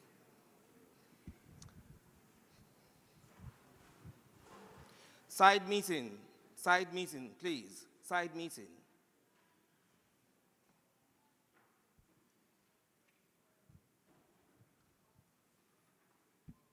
Thank you very much for your time. We have engaged all through this event transparently, because today is just about providing information, clarification, elucidation even, because we understand that this process is fraught with a lot of complexities, a lot of challenges. So we've dedicated today to answering every possible question that you may have. Now, in the build-up to this event, we've been approached by people asking us questions, asking us how the process will run and other specifics that we thought we should pull together to share with every other person who is probably struggling with the same question or may encounter the same challenge in the course of the process.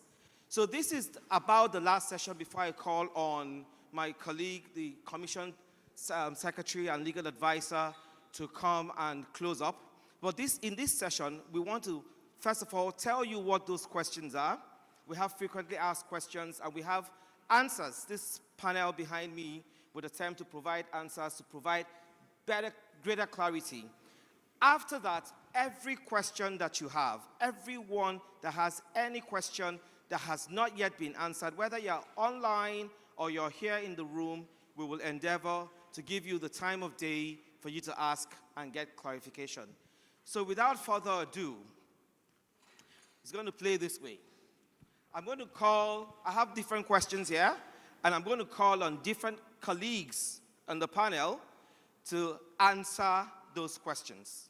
I will start with the question on, and this, like I said, these questions we've been asked before, so we thought to pull them together and share for the benefit of everyone. What is the prospectivity of the blocks on offer? Ahmad, very quickly, 1 minute interventions, please. Okay, thank you, EC. I think we have talked enough here about the prospectivity of the blocks on offer. Because these blocks are in Niger Delta, the prospectivity of Niger Delta is never in doubt. And again, there are blocks of field proximal or nearby that large discoveries have been done. So the prospectivity of the 7 blocks on offer is never in doubt, because there are enough regional studies that have established petroleum system and trapping system in Niger Delta relative again to those blocks. Thank you. Okay, thank you. Omara, do you want to chip in? No, I guess he has done justice to that. Fantastic, good. So, someone asked, I have initiated registration but didn't receive an activation link. Omar. Yes, sir. Go ahead. Okay, on the sign-in page, from the home page, you can go to the sign-in page and request for another activation link. The activation link is valid for 2 hours. So after a 2-hour period, you will need to request again. But please let us endeavor to check our spam and junk mails, because sometimes it goes there instead of going to your inbox, and we find that people don't see it and call. So check there. And then additionally, if you don't see it there, please talk to your IT administrators. Sometimes it could be a restriction from your end. It is when all these things are exhausted, we have dedicated numbers and emails you can contact us. But once you don't receive it after initiation registration, just go to the sign-in page, click on request activation link, and put in the registered email address you used to register, and that should sort you out. Thank you. Thank you very much. I just need to emphasize, because someone asked me in the room right now, that the multi-client companies have pledged to respond to every request within a 24-hour period. Thank you. And so what happens if that pledge, that commitment is reneged upon? Talk to us. They answer to us. And so we have the capacity to kick them into place. So if they're messing with your time, let us know and we will sort them out. Deal? Good. Now, what are the blocks on offer and where are they located? Egba, quickly. Thank you, Ebu Isi. This question, as justice has been done on it by Ebu Commission Chief Executive and even by the presenters.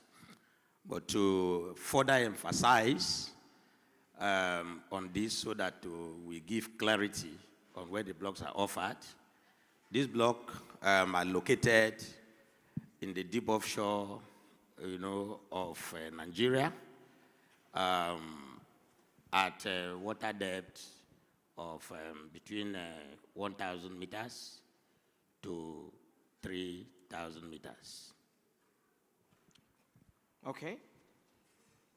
Sorry, I wanted that pen, but that's fine. Fumi, I'm going to ask a question on legal. Someone asked, will a guarantee be forfeited where a bidder refuses a joint award?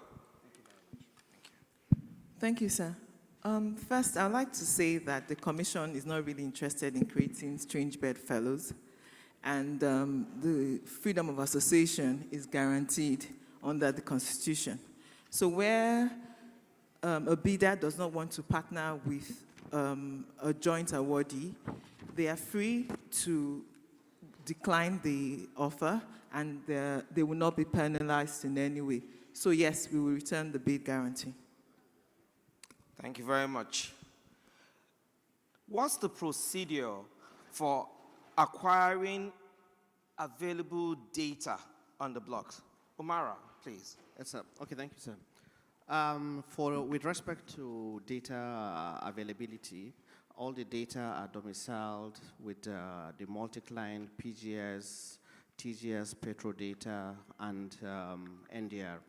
For the multi-client data, there's a link that has been provided on the portal that will take you directly to the multi-client sites. When you get to the multi-client sites where you have the 3Ds and the 2Ds and the multi-beams, they're gonna have some level of prime sessions for you to have an idea of what is actually available there. So once you are convinced that you need to list those data, the process will be handled by the multi-client, since the data is being handled in trust on behalf of the federal government, by the NUPRC, by the multi-client companies. With respect to the NDR, the data can be accessed for the analog fields or analog blocks rather, and basically those will be obtained from the NDR through the links provided. Contacts have been indicated in the NDR link for the data. Thank you, sir. Thank you very much. Just to also clarify that the presentation that was made today, the entire gamut of it, will be available on our website, and that would provide more information. It's a reference point. You can go there at any time and look at it. And even the frequently asked questions as well, we will endeavor to put on the website together with the responses that we're making today. Like I said, this is all about the bid round. We want to give as much information to help you in packaging your bids as possible. Please. Now, next question. In the course of this, documents are going to be uploaded.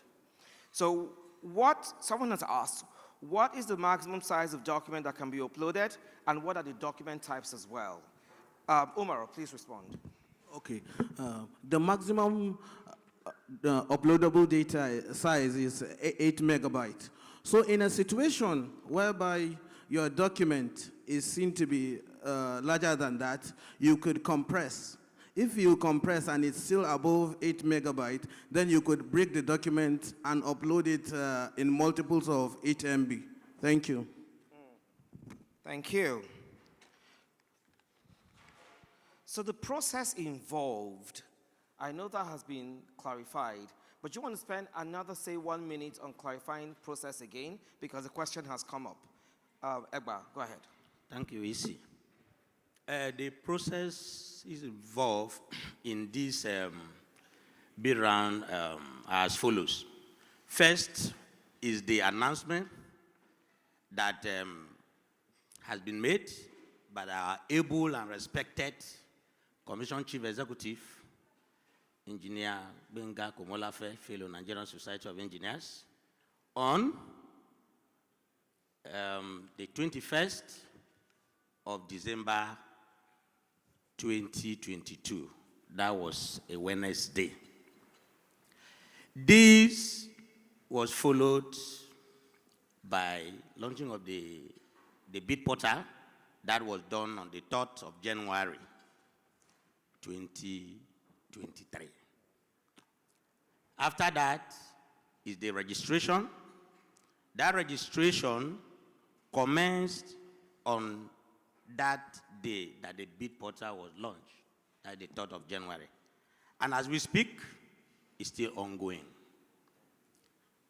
The registration will end on the 31st of January this year. After the registration, there's going to be pre-qualification there, amount of pre-qualification. Thereafter, you purchase the data. And after the purchase of data, the submission of the technical and commercial bids. When the technical and commercial bids are submitted, an evaluation will be carried out where those that will be successful in the technical evaluation will be announced. Thereafter, the commercial bid conference. The commercial bid conference will be organized, and the winning, bidders will emerge. That is the process that will run through in this bid round. Thank you very much. So, 2 things to note. The first is the window for participation in the entire chain of the process actually closes on the 31st of January. So if you're not registered by then you can't be pre-qualified. And if you're not pre-qualified, then you can't even be technically or commercially evaluated, not to talk of getting, to awardee status. So please note that date. I know that the parallel process that we ran at the Commission, that's the Nigerian Gas Flare Commercialization Program, people came back to us, we're not aware of the end date and all. For the purpose of clarity, end date is 31st of January. So please register before then. And secondly, by law, on the commercial, on the day that the commercial bid conference will be held, there are people who are duty bound and by law also required to be present at that venue to ensure transparency of the process. So organizations like AET, that's the Extractive Industries and Transparency Initiative, representative of Ministry of Finance, and other industry representatives that would give assurance to investors that everything is handled in a manner that stands to scrutiny of international best practice. Can a company bid as an entity and also bid as a consortium? Tokwasi. Okay, yes. A company can bid as an entity, provided you have the technical and financial capability. And also, the company can bid as a consultant, and that is by partnering with other entities with the requisite requirements, but not on the same block. So to put in perspective, what I mean is that, let's say PPL 300 Company A goes there to bid as an entity, a single entity. He won't go on that same block and form a consortium. If he wants to form a consortium, he has to go to another block. So you can't bid as an entity and a consortium on the same block. So you bid on 300, you bid as an entity. If you want to form a consortium, you do it on another block. Thank you very much. Thank you. Now, data prying, data leasing. Umara, clarify. Okay, thank you, sir. With respect to the data prying, like I said earlier on, all data prying sessions will be handled by the multi-client companies based on their protocols. Each company or bidder logs onto the multi-client company, send an email or contact them seeking for audience with respect to the virtual data room. There will be an appointment given to the bidders to have an idea, have a feel of what data is available. I'm sure they will share some few sections, some few slides, just like an advanced teaser that is on the link on the web portal. It's going to be an extension of that to have a feel, a better feel, not a deep dive into exactly the data, but just to have some level of comfort for the bidders to see the data that they are going to lease. So with respect to that, it's something that will be handled after the confidentiality or non-disclosure agreement has been entered between the bidders and the multi-client. With respect to the NDR, because the NDR is not showcasing seismic sections, geological maps and structures, because most of the data that has been for some of those assets have now been merged into a mega 3D survey that has been done. So it's more like a repetition. So those data were enhanced. They were reprocessed with the latest technology based on the multi-client agreement. So once that is being done, that will be handled. The NDR will handle the analog data with respect to the surrounding blocks. It would be good to use this opportunity to make a little bit highlight or in a better perspective with respect to the analog blocks. If you are aware, with your permission, sir, sorry, I'll take slightly longer than I should. With the blocks on offer, if you notice, they've been transitioned between the Western Niger Delta up to the Dahomey Basin, where you have some reasonable amount of activities. A lot has been said by my colleague and the multi-client companies. Niger Delta, you don't need to speak much about it.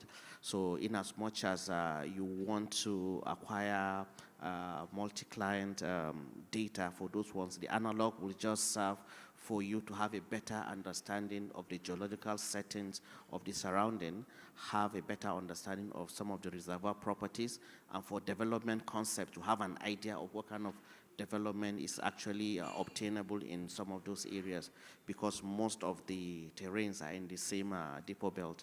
Sorry, I wouldn't want to go too technical into this. I will stop here, sir. Thank you very much. Thank you for that. I'm sure that that makes that question even clearer. So there's a question here on where can I find the bid schedule? That's going to be on the portal as well as a standalone on the website of the Commission. And it's also contained in the presentation, which I said will be available to the whole world as soon as this program is over. So the next question here is, how do I register if I do not have an RC or registration number? Umaru, help us.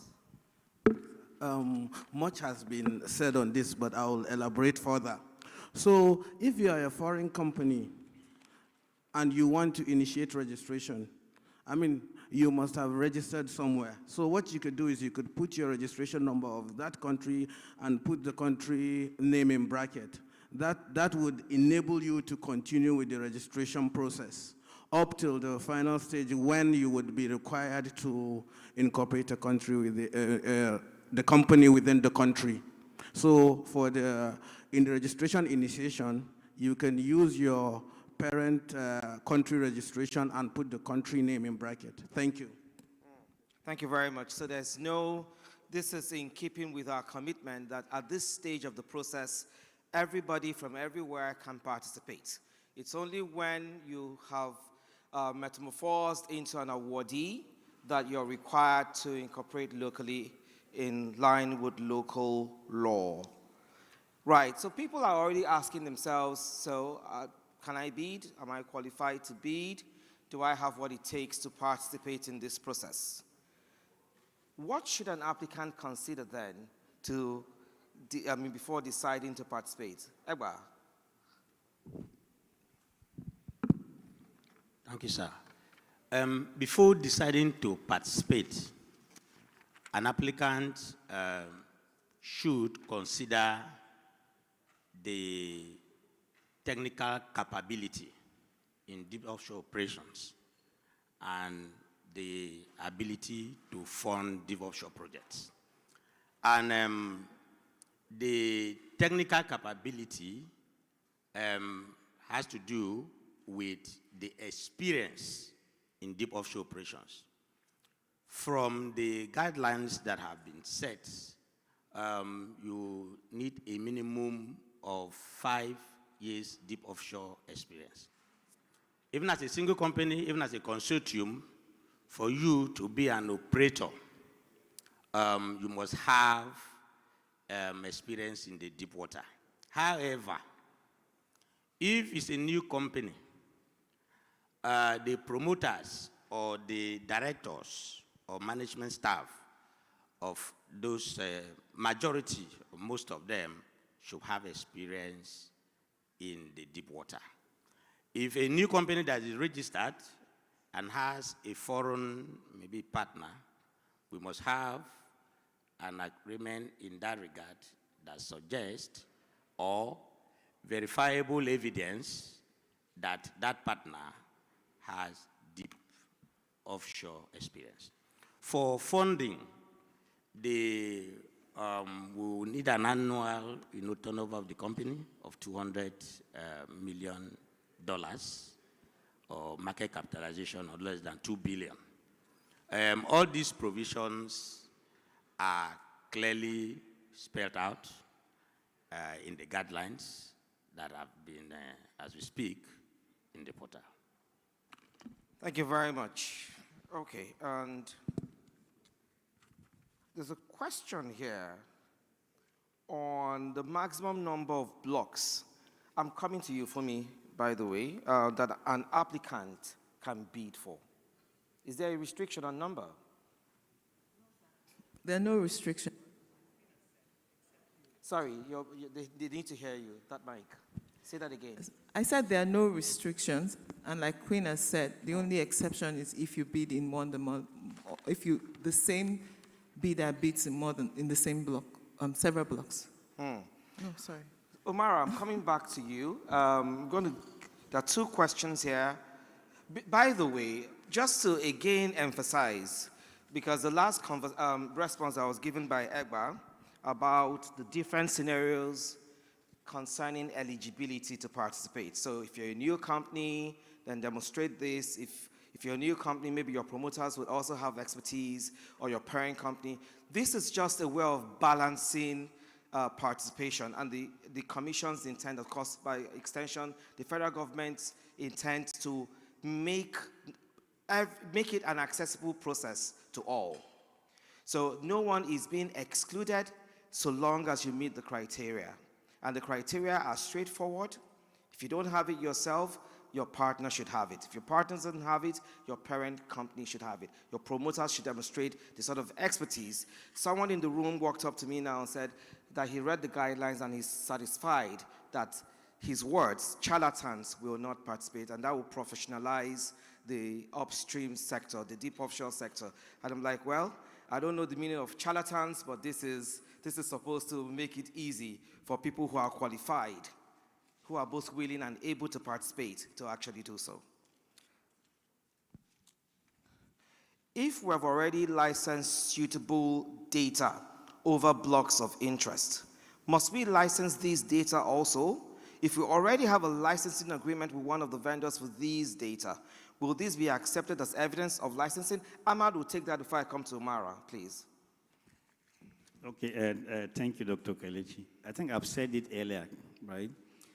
Yeah, data licensing is mandatory, but if you have already licensed the data, we're not expecting you to license it now, but you have to give us evidence. You have to load evidence that you have licensed the data from either NDR, TGS, Petra Data, or PGS. Thank you, sir. Thank you very much. So back to you, Omara. Still on data. Two questions in one. What data is available, and what are the data types available in the surrounding fields as well? Okay, thank you, sir. With respect to data available, we do have the 2D that has been reprocessed with the state-of-the-art technology. So it's as good as new data for those assets.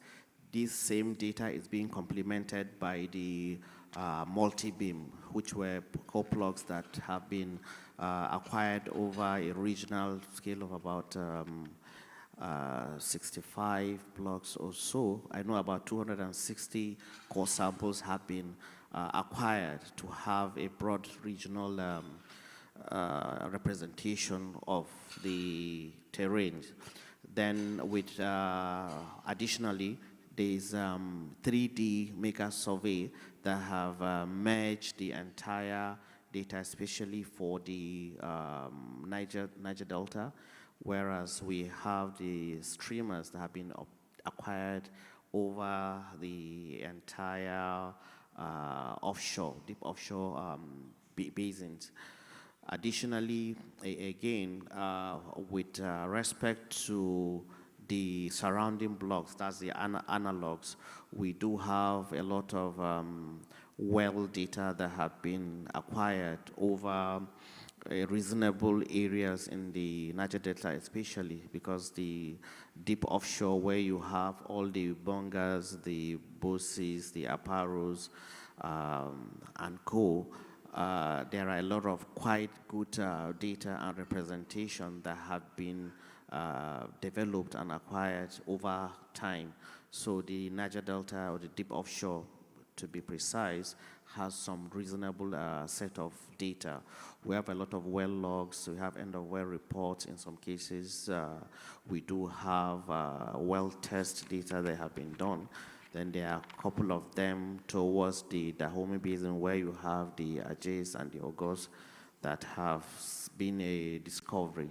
So data-wise, we have some good representation of data which will be provided for public consumption upon fulfillment of the leasing requirements. I will still use this opportunity again. I like using opportunities, sir, so excuse me on that. With respect to the payments and processing of the data, the turnaround time is dependent on receiving requests from the companies, and we advise them on what is available. Then the payment details, confirmation, and other criteria. Most of this information, or all the information, will be put out there on the portal for all to see. Thank you, sir. Fantastic, good. Thank you so much. Right, so on registration, actually the practicalities of it. If people are experiencing challenges in doing that, what should they do? So my passport is not working, my link is not functional. Okay, thank you for that. When you go to the sign-in page, just like I earlier explained the activation link, you will also see the forgot password tab. Just click on it and specify the email address you used to register. Then password reset link will be sent to your email. If you don't see it in your email, please endeavor to check your spam and junk mail. If you don't see it, then talk to your IT administrators. You can try it a couple of times if you tried the first time, but once you do it, it should go. And if it doesn't go, then you can get in touch with your IT administrators that will sort you out. Sorry, please let me digress a bit, just to emphasize that all uploads should be strictly PDF. Thank you. PDF. Yes, sir. And then additionally, there is a dedicated phone number on the portal. That's 080-5018-0041. And there's a dedicated email address, br@nuprc.gov.ng. Please endeavor to use all these channels. We are here to ensure that you have a smooth registration. The traffic is going on smoothly. That's the status. We don't have issues, so we are encouraged to do that. Thank you. Thank you very much. Thank you. You know, my pastor will say, if you want to clap, clap better, you know? So can an applicant request for refund of his bid registration fee? Tokwasi. Sorry about that. Technically, registration fees are the administrative costs that cover the bidding process. So therefore, they are non-refundable. Just to echo what Tokwasi said, in case you didn't hear that, the registration fees are non-refundable. Aha, thank you. So, right, okay. So the criteria for technical and commercial evaluation, because we're required by law to publish that as well. When would that be available? Egba. Thank you, Isi. After after the registration, like I said earlier, we will now do a pre-qualification. When that pre-qualification is announced and done, we are going to, upload the criteria for the evaluation into that portal. So that will actually be done before the evaluation of the technical bits. Thank you. I see a question here. Can a foreign company or statutory corporation apply to participate in the bid process? I think this has been sufficiently clarified. The answer is yes, but of course you need to incorporate upon your status changing to an awardee. But there's another one on the terms of the deep offshore licensing round guidelines and as to when they would be applicable after an award. Fumi, please speak to that. Thank you, sir. And I think that's a valid question that we need to set out in this bid conference and going forward with respect to our relationship with licensees and lessors. Yes, sir. The licensing round guidelines will form part of the terms of the relationship between the Commission and a licensee.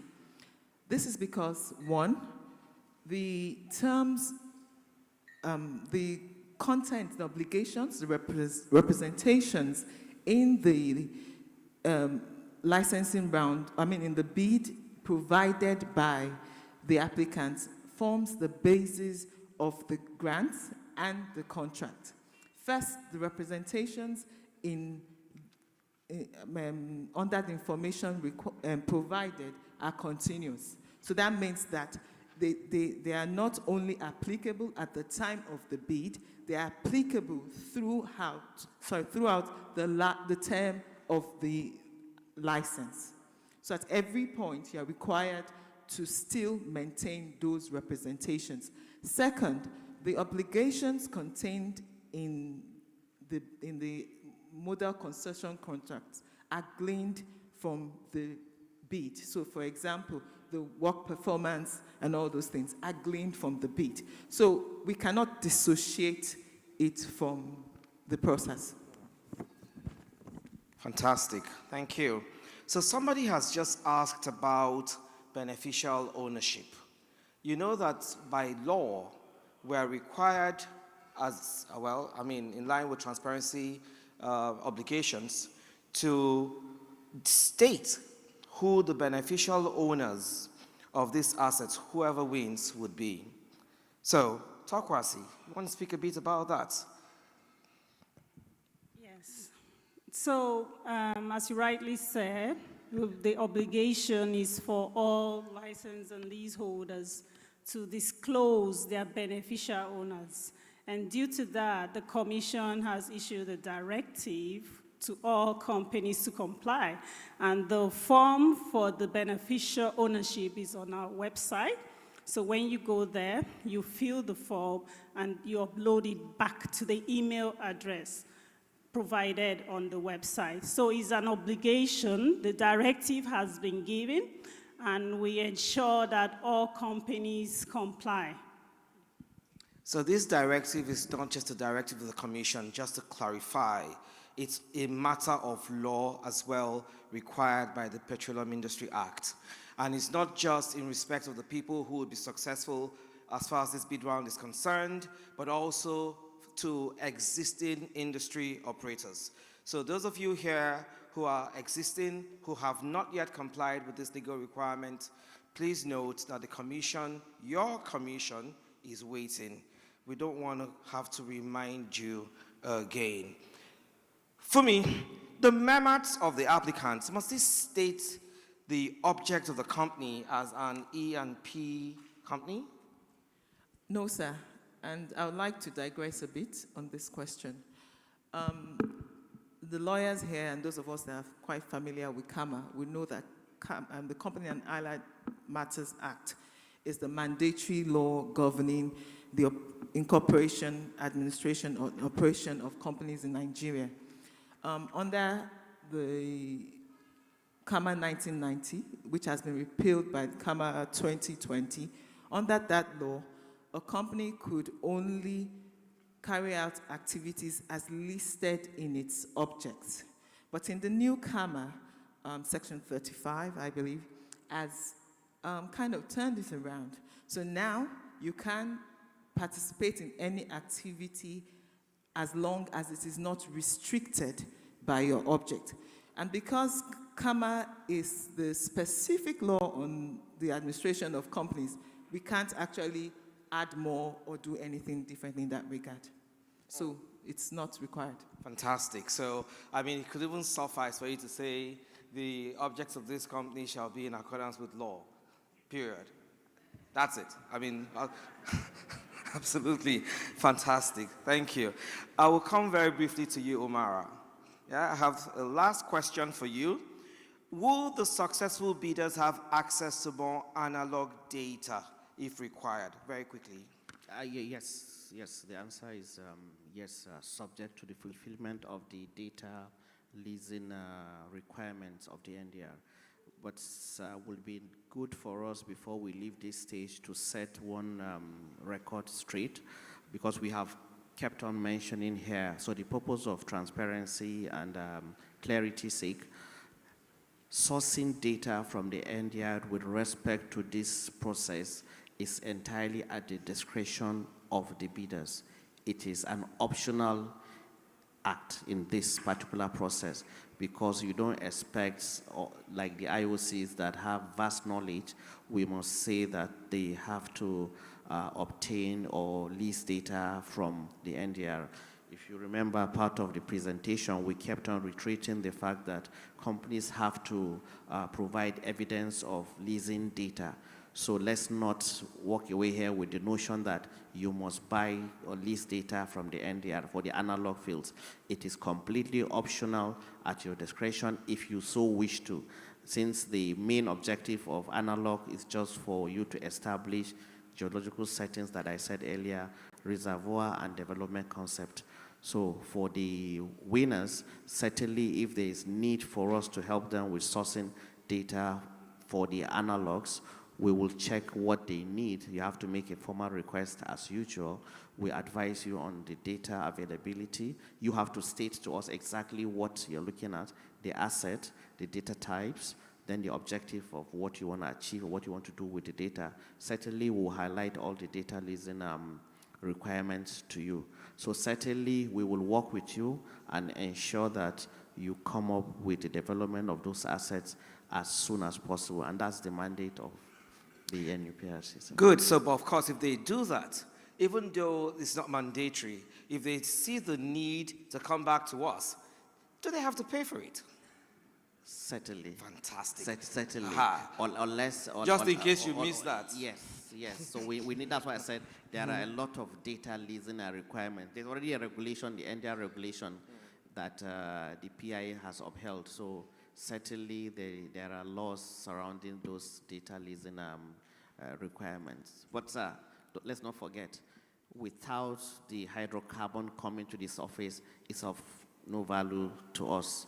So certainly we'll make sure that we cooperate with them, we assist, and ensure timely development of those assets once. But that's why I say we're your commission.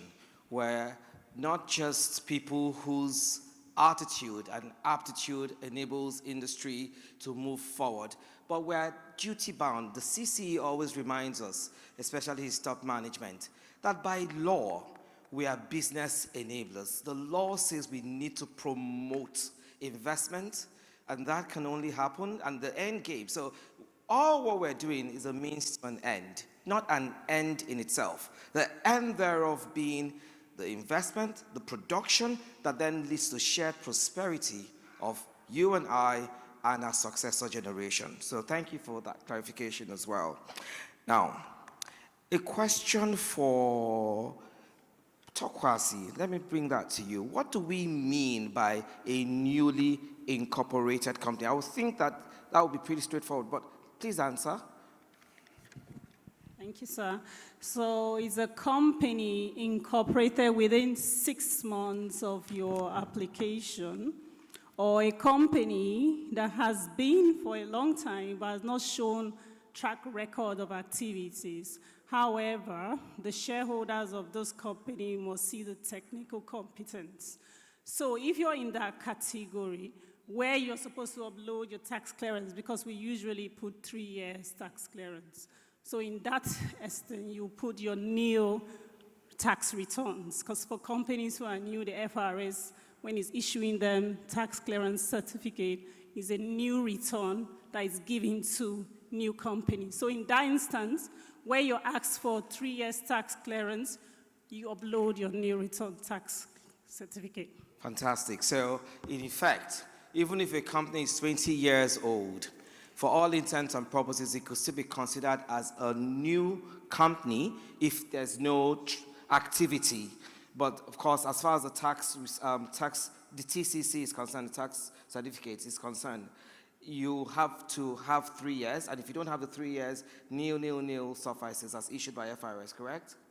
Okay, last question from us here, and of course, then I'll throw open to the generality of the public. Anything that you think we haven't covered, please just have those questions ready. I'll start by asking you guys to show by hand, but before that, what is the PPL? Still you. And this question was just asked here, what is PPL? So go ahead. Okay, so a PPL is a license awarded by the Minister of Petroleum Resources, subject to Section 72 of the PIA. So it gives the holder of that license, subject to the fulfillment of obligations, which are outlined in the PIA to wit. I'll just read it out so that I don't remove or anything. So it says, exclusive right to drill, exploration, and appraisal wells. 2, non-exclusive right to carry out petroleum exploration operations within the area provided for the license. And the right to carry away and dispose of crude oil or natural gas won or extracted during the drilling or exploration of appraisal well as a result of the production test. So unlike before, where the PPL now, a contract will be issued. So everybody, as when Fumi was doing her presentation, she showed the contract side where you have the general license conditions. So unlike the previous regime where there was no contract, under the PIA now, once you're given a PPL, it comes with a package, a contract, general license conditions, and all your financial obligations are attached to it.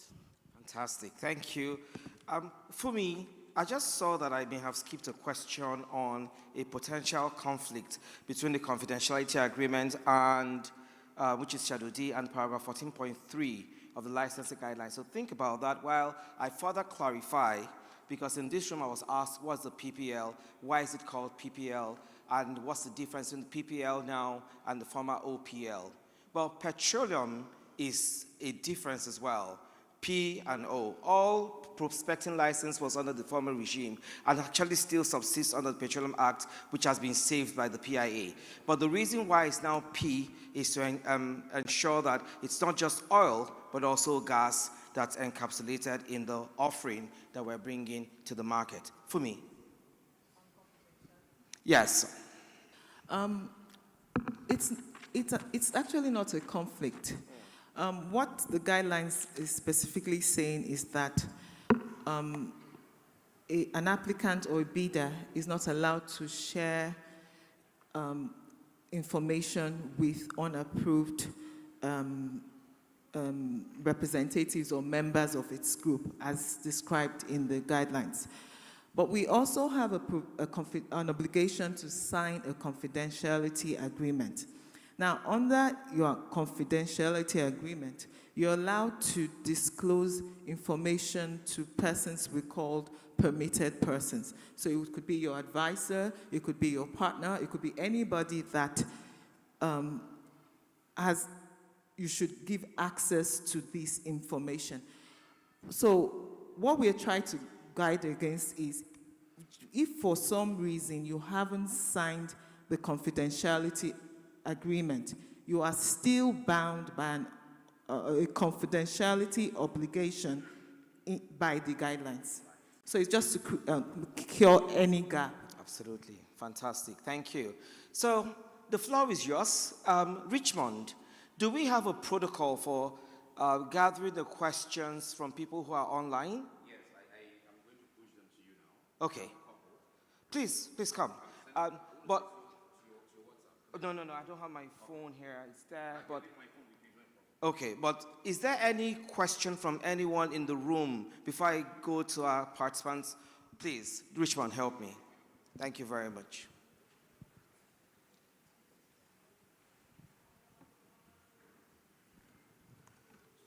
Good afternoon. My name is John Darlington, and I must say congratulations to Benga and his team. Thank you very much. For one moment, I'm a proud Nigerian today. I don't think this process can be faulted. But I've also seen processes like this start with the right words, the right message, and end up in a disaster. So I'm not too excited yet. But from what I've seen, I'm a proud Nigerian today for what Benga and his team is doing. Quickly, I've been in corridors of transaction for over 35 years, so I've paid my dues in this country. Anywhere in the world, I will be a senior citizen. The comment I truly want to make is, yes, we'll pay for the bid form. By the time you shortlist a company after the bid form, how do you protect that company from the costs we incur? A financial bid, a commercial bid costs money. And I've suffered many times investing in a bid process that nobody will say sorry to you at the end of the day. And a bid of this nature is going to cost money. And if we are having a fair agreement, you should be able to protect me by the time I'm shortlisted and I decide to spend money. Because I'm going to bring serious partners to the table. That's one. Number two, if you are giving a rating that foreign banks must meet for them to sign the guarantee, you should also give us a rating or a condition for Nigerian banks. Throwing it open, I don't think is fair. Because to write a bond for 200 million, you need the nerve and the muscle. So you must decide what criteria a bank must meet if you want to issue a bond locally. Thank you. Thank you very much. Okay. So I'm going to draw from every resource available to me in responding to that question. And so Fumi, take a stab at it. And then CSLA, get ready as well. Go ahead. Thank you, sir. And thank you for the confidence in our process. We are really happy that we have been able to inspire that today. First, sir, I want to assure you that we are very aware of the cost that you would incur in this process. And like EC Kelechi has said, we are business enablers. And one of the things we, as stated in the guidelines, is that where a bid is unsuccessful, the bid guarantee will be returned. So first you get your bid back, sir. With respect to the credit rating of the bank that can issue the required bid bond, it's quite clear in the guidelines, sir. If it's an international bank, we require a BBB rating of Standards and Poor, Moody's, or Pitch. But for a Nigerian bank, like I mentioned during my presentation, we had quite a challenge equating the same rating. So what we have said is that come to us and let us confirm that this bank is acceptable to us. And we said a large bank. So a large bank in Nigeria is quite, the interpretation is quite clear.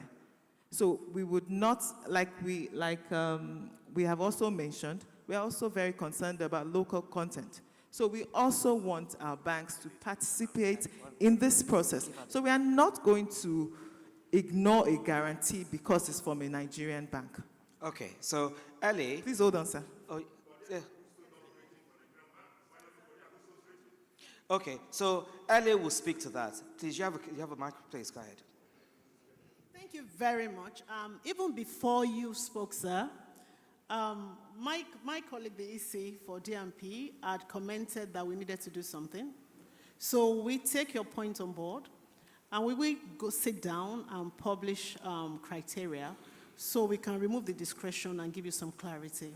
Does that? So well done. And even in my conversation with my brother EC Jide, he had also made a comment that in doing that, we also need to ensure that the banking institution here is not such that everybody goes to the same bank, and which is then not able to fund the entire spectrum of people who are coming to them. So we've said large bank, so there's a perverse incentive for people to go to maybe one or two and then overwhelm them. And the banks may not refuse to give them the supporting document that they require. But when it comes to time to actually fund, it becomes an issue. So we're going to look at all that. So thanks, Ellie. Next question, please. Please go ahead, sir. So if, good afternoon, everyone. Yeah. If we have what the criteria is, why not just list the banks? Saves people a lot of trouble. So we'll come back. Yes, we'll come back to that. Absolutely. Thank you. Another question. Any other question, please? Yes. Please. Good day. Thank you very much. My name is Suleiman. Now, I'm a bidder. I bid for a block 301, and I choose to want to bid in a block 305. Do you mean if I acquire and pay for my data, I don't share it as a consortium on that other block I'm bidding on? That's one question. The other question is energy security, lifting. If you're evacuating, what securities and what modalities is NUPRC putting down for people to do their evacuation diligently? Now, I know offshore you don't even know who, well, I wouldn't say know who the host communities are. Okay, thank you very much. But I'm not sure who the offshore host communities are to pay the royalties to. Now, again, data revalidification. If I pay and acquire my data, now I go to the field, I've put all in the investments, I want to take my gas or oil to export, and the data's there, the traps, let's say the faults, the traps have migrated, and the data is not what I get from TGS or Petra Data. How will NUPRC intervene on that? Thank you very much. Okay, so I'm probably going to ask you to repeat that last question on data, please. I procure data for Yes. a certain block, then I'm successful to have gotten a bid. I go to the field, I want to take my gas or the oil, and I tried to reaffirm the data was given from any of the data company, and I don't find what actually what's got there. So what to do? Okay, thank you. So there's a mismatch between what you bought and what's the reality, correct? Okay, so let's start with your questions in seriatim. Yeah? So the first one was sharing information consortium. So you're a bidder on both blocks, and you're asking why shouldn't you share information or data, basically, 301 and 300. So first of all, I mean, before anybody else answers, we've been told here that your data that you provide will be maybe block specific or covering the entirety of everything available. If it is the same you and you're not working in a consortium or different consortia arrangements, then there's no problem. It's you now. So whether you're the same person buying across the blocks, so that's not a problem. But if you're buying a block specific or data that's block specific, so to 300, why would you even want to share with 301? Because it's not the same data. But even if they were the same data, then you're obliged, because you've signed an agreement, not to share it with the consortium members of 301, because that information is meant only for consortium members of 300 or 301, depending on as the case may be, really. So that's straightforward, please. And it's also an integrity system, so we expect that you would abide by agreements that you've signed. Secondly, evacuation of crude and what the Commission is doing about security, correct? I like the fact that you've actually fast-forwarded to production and evacuation. You know, guys, please, that guy deserves a round of applause. And watch that space, oh. That guy may very well be a successful bidder because his mind is, you know, but I really like that enthusiasm. I will just take 1-2 minutes to clarify that as a commission, the CCE has been working assiduously in tandem with the Chief of Defense Staff, the Chief of Army Staff, and other industry stakeholders to ensure that this whole menace, because this insecurity that has now resulted in our crude production being impacted negatively. I'm sure that as industry players as well, you'd see that in the last couple of months, since the intervention by the CCE and his co-venturers, the people who are actually seized of that responsibility of ensuring security, you've seen production ramping up. And it's a present and continuing process. We're not taking our eyes off the ball, so we hope that you would continue to see improvement in that regard, which will give an investor confidence that we're serious about crude security. The third question you've asked is about HostCom and who your HostCom is. I'm going to leave that to my brother EC except of course he wants me to answer. You delegate that to me? Okay, fair enough. But the very first thing that we did as a commission under your leadership, sir, was to gazette the HostCom regulations, the Host Community Development Trust regulations. And not just that, we also published the document that operationalizes the regulations. In other words, how would the regulations work in real terms in the communities in which industry operators are expected to operate.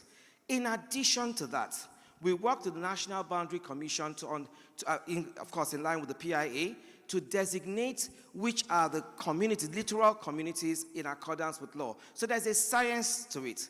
I can assure you that every littoral area in this country has been mapped. We have the information, and upon success, the awardee, because it's no longer bidder at this time, the awardee will know exactly what littoral communities that they, as an entity, would have to contend with. Well, okay, so Richmond, questions online? Okay, there's a hand. Sorry, there's another one on data. Oh yes, absolutely. CSLA. Now, the question is, and the multi-client companies, I hope they're still here. Wale Oyetoron, where are you? Fantastic, you'll answer that question as well. But CSLA, there's a mismatch between fact and fiction, basically. You know how they say on social media, what you ordered for and what you got. Okay. Very easy. Legally, when we do transactions of this nature, we always say that you buy such data as is where is. No guarantees, no responsibility. What you see is what you buy. And if you get there, you don't find it, sadly, it's a very risky business. So there's really nothing anyone can do. Okay, I hear you. Oyetoron, speak to that. Don't speak. Hold on. You've heard the murmur in the room. Please, she has answered from the legal perspective, which is valid. Now give that guy and every other person some comfort. Please. Okay. Sorry. Let me just make a little bit clarification. That's why I say click whether Petra Data TGS or PGS, then you need more enlightenment. We are talking about oil business here. Is a complex business. So what data company can give you is good quality data. When you get the good quality data, you go and do studies. You spend money. You engage G&G professionals. They do a lot of interpretations. Okay? This that we are talking about is like talking about bonga. It's like talking about era of this world. That is the kind of offering we have. So the data they give you is for you to go and interpret and make an informed decision whether you are going to participate or not. Okay? It is your risk. Okay. But let me tell you this, just to demystify your mind, then let me tell you this. Deep water, once you go there, you have the expertise, you look at the data, then it helps you to make informed decisions. If you don't have the experience, you cannot work there. Thank you. Do you have anything to add? TGS, Petra Data?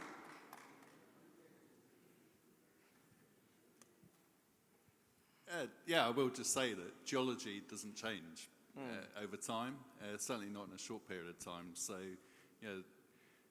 what we would expect, the data, like Wale said, the data provided is for the purpose of this license round. The expectation, I'm sure, from the NUPRC and others is that there will be further investment in the assets that are obtained.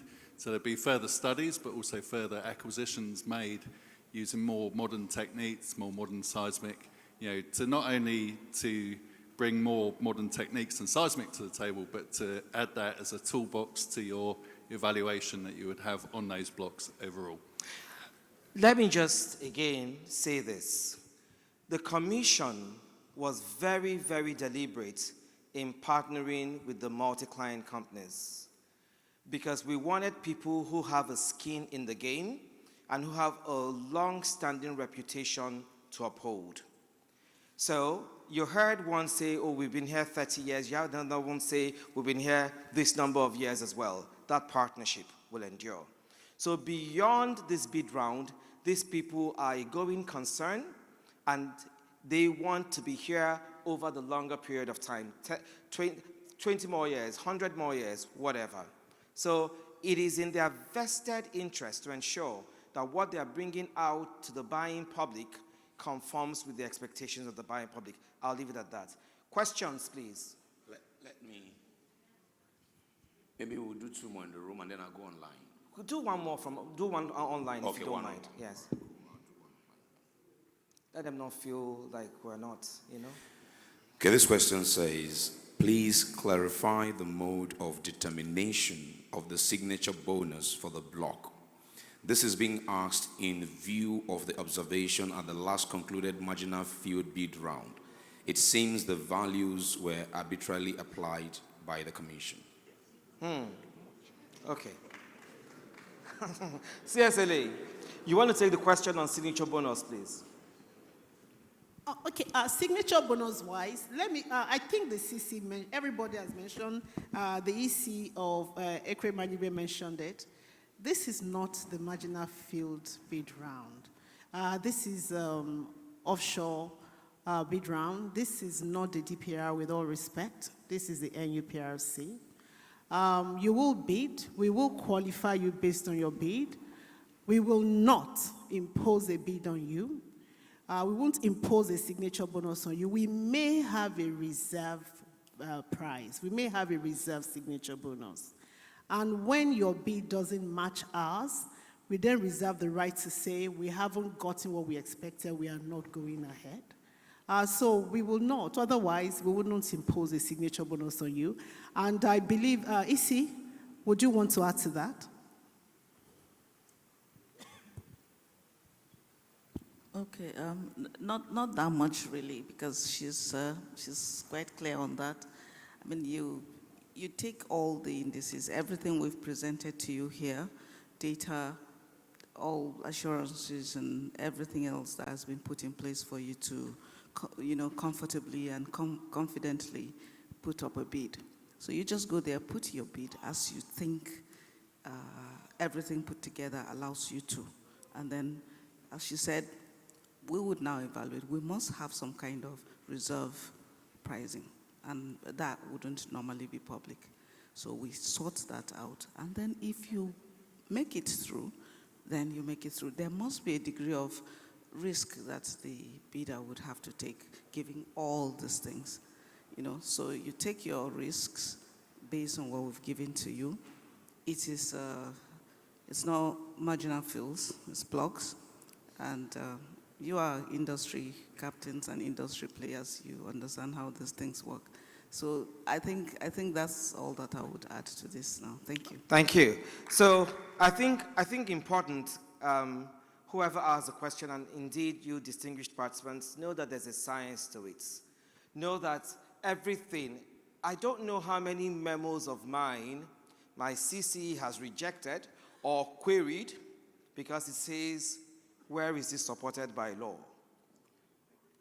Where is it in the Bible, the PIA? Because sometimes I like to, you see me now, I like to get ahead of myself sometimes and just keep pushing the boundaries. No. Where is it by law? So even in the determination of the reserve prices, there's a science to it. And know that the one thing that you would never be able to accuse this crop of leadership of is arbitrariness. At least not under his watch. I can say that. Next question. Okay, let me take one more online. This person says, good afternoon. Thank you for this wonderful opportunity to participate. My question is, how long does it take for payment to be validated on the portal after payment? And also, why are we not able to type on the portal? Perhaps interact with the portal. Umar. Okay. So, on the average, within 72 hours, that's 3 working days, your payment is validated. However, if I may add, please, we should endeavor to upload our telex copies, because this confirmation is subject to inflow confirmation from the CBN. Once you upload your telex copies, we won't wait. We would try and fast-track the confirmation so that the process can go on. We won't want to delay anybody. Just make sure the telex copies are uploaded once paid so that we can get to work. But within 3 working days, you should get your payment confirmed. Thank you. Thank you very much. Next question, please. Hello. I have 2 questions, actually. One for the PGS and TGS, and one for NUPRC. First one is that, going by, somebody said this is not the marginal field round. We know. But during that round, data was given to people, data was clipped, and they were clipped to identify the boundaries of those marginal fields. But you and I know that if you have a field, you're not just going to focus only on what's in your boundaries. You may need to know what's outside for utilization purposes. So data we are going to get now has not been not acquired according to the boundaries. They must have gone across boundaries. So are we likely to say we are going to get data sets, 3D or 2D, that are complete, are full coverage data sets, that allows us, the migration aperture, to be able to know what is beyond our boundaries and not just to clip the data at the boundaries. That's one. Second question is to the NUPRC. Also, during the marginal field round, there were more than one awardees for one field. I just want to ask if that's going to happen again this time. Are we likely to have 2, 3, 4, 5 applicants on one block? So we'll know from day one. Thank you. Can we take this one so that you just answer everything together? Okay, please. All right, please go ahead. Good afternoon. So my name is Gabriel Levasseur from Total Energy. I just have a quick question, which is when we acquire a block, there is a need to conduct studies before deciding if it's worth or not to make a discovery well. So usually we have a drill and drop gate that allows, that give us few months, between 12 to 24 months to make our studies before deciding if we can commit or not to a well, or if we relinquish the block. So I was just wondering if there would be any drill or drop window as part of the PPL contract. Thank you.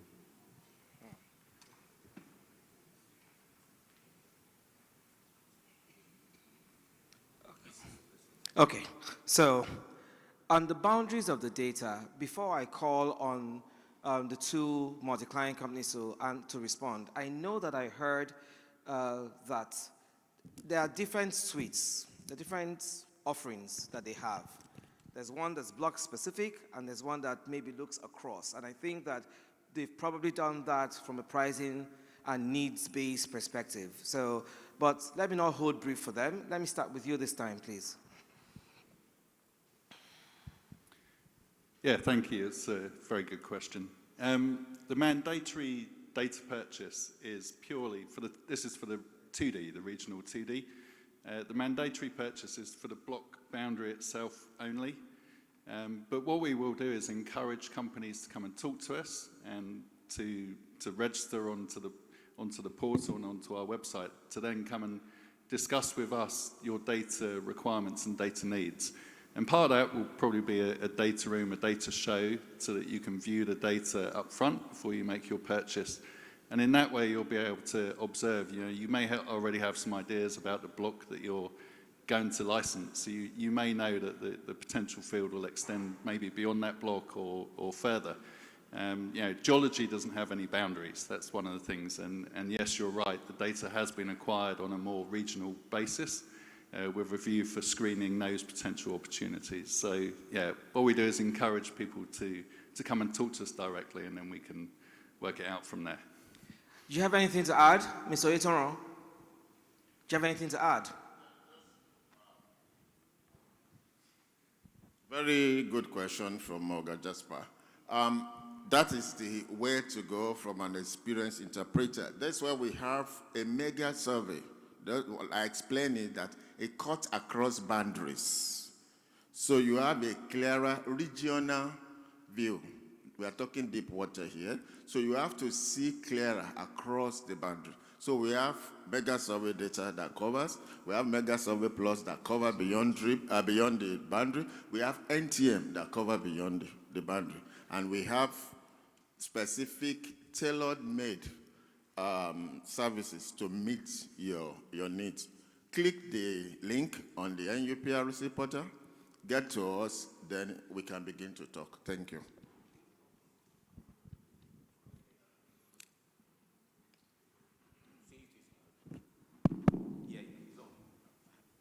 Okay, just for emphasis purpose, the data we're talking about are regional data. So in simple terms, that means those data have gone beyond the boundaries of all the blocks. Yes, the package that you have option to purchase is packaged for exactly the boundary. But professionally, right, for you to be able to have a regional understanding or to even look at what goes beyond your boundary, you can, as he said, you can discuss with the companies now to purchase beyond your boundary. Let me again come in to now say it here. because the commission, right, is encouraging, is trying to attract more participants in this, we had to sit down with these multi-client companies because we need to understand the fact that these companies invest in acquiring data. They have the minimum they have been selling the data, which we are aware. But for the purpose of this bid round, we had to sit down with them to ensure that they review downward the cost of you assessing the data, because the attraction is not about purchase of the data. The attraction is about developing those assets. So the cost of assessing those data have been reviewed downward. Is something that we did, and we appreciate to the fact that they agreed to us. So those data are regional. If you want to acquire a one big data that covers the 7 block, it's up to you, right? Even if your interest is only to bid for PPL 300, but you now decide to buy 6,700, as we said, it's up to you. That means that will give you a more regional picture and understanding of the entire petrol system. So we have adequate data for you to buy. In fact, I appreciate the fact that if you're going to buy the 6,700 square of data for you to be able to see whatever is there. Thank you. Fantastic. Okay, so your other question, I'm going to shortly hand over the mic to the Commission Chief Executive. He wants to clarify further to what the CSLA said, because someone was asking about, oh, this is not, made allusions to the last marginal field process and all of that. So he wants to clarify. But before that, you asked a question about number of awardees, because the marginal field, the last time people were lumped together and all of that. So I'll allow you speak, CCE, and then let's see that whether that also covers the response that you want to make.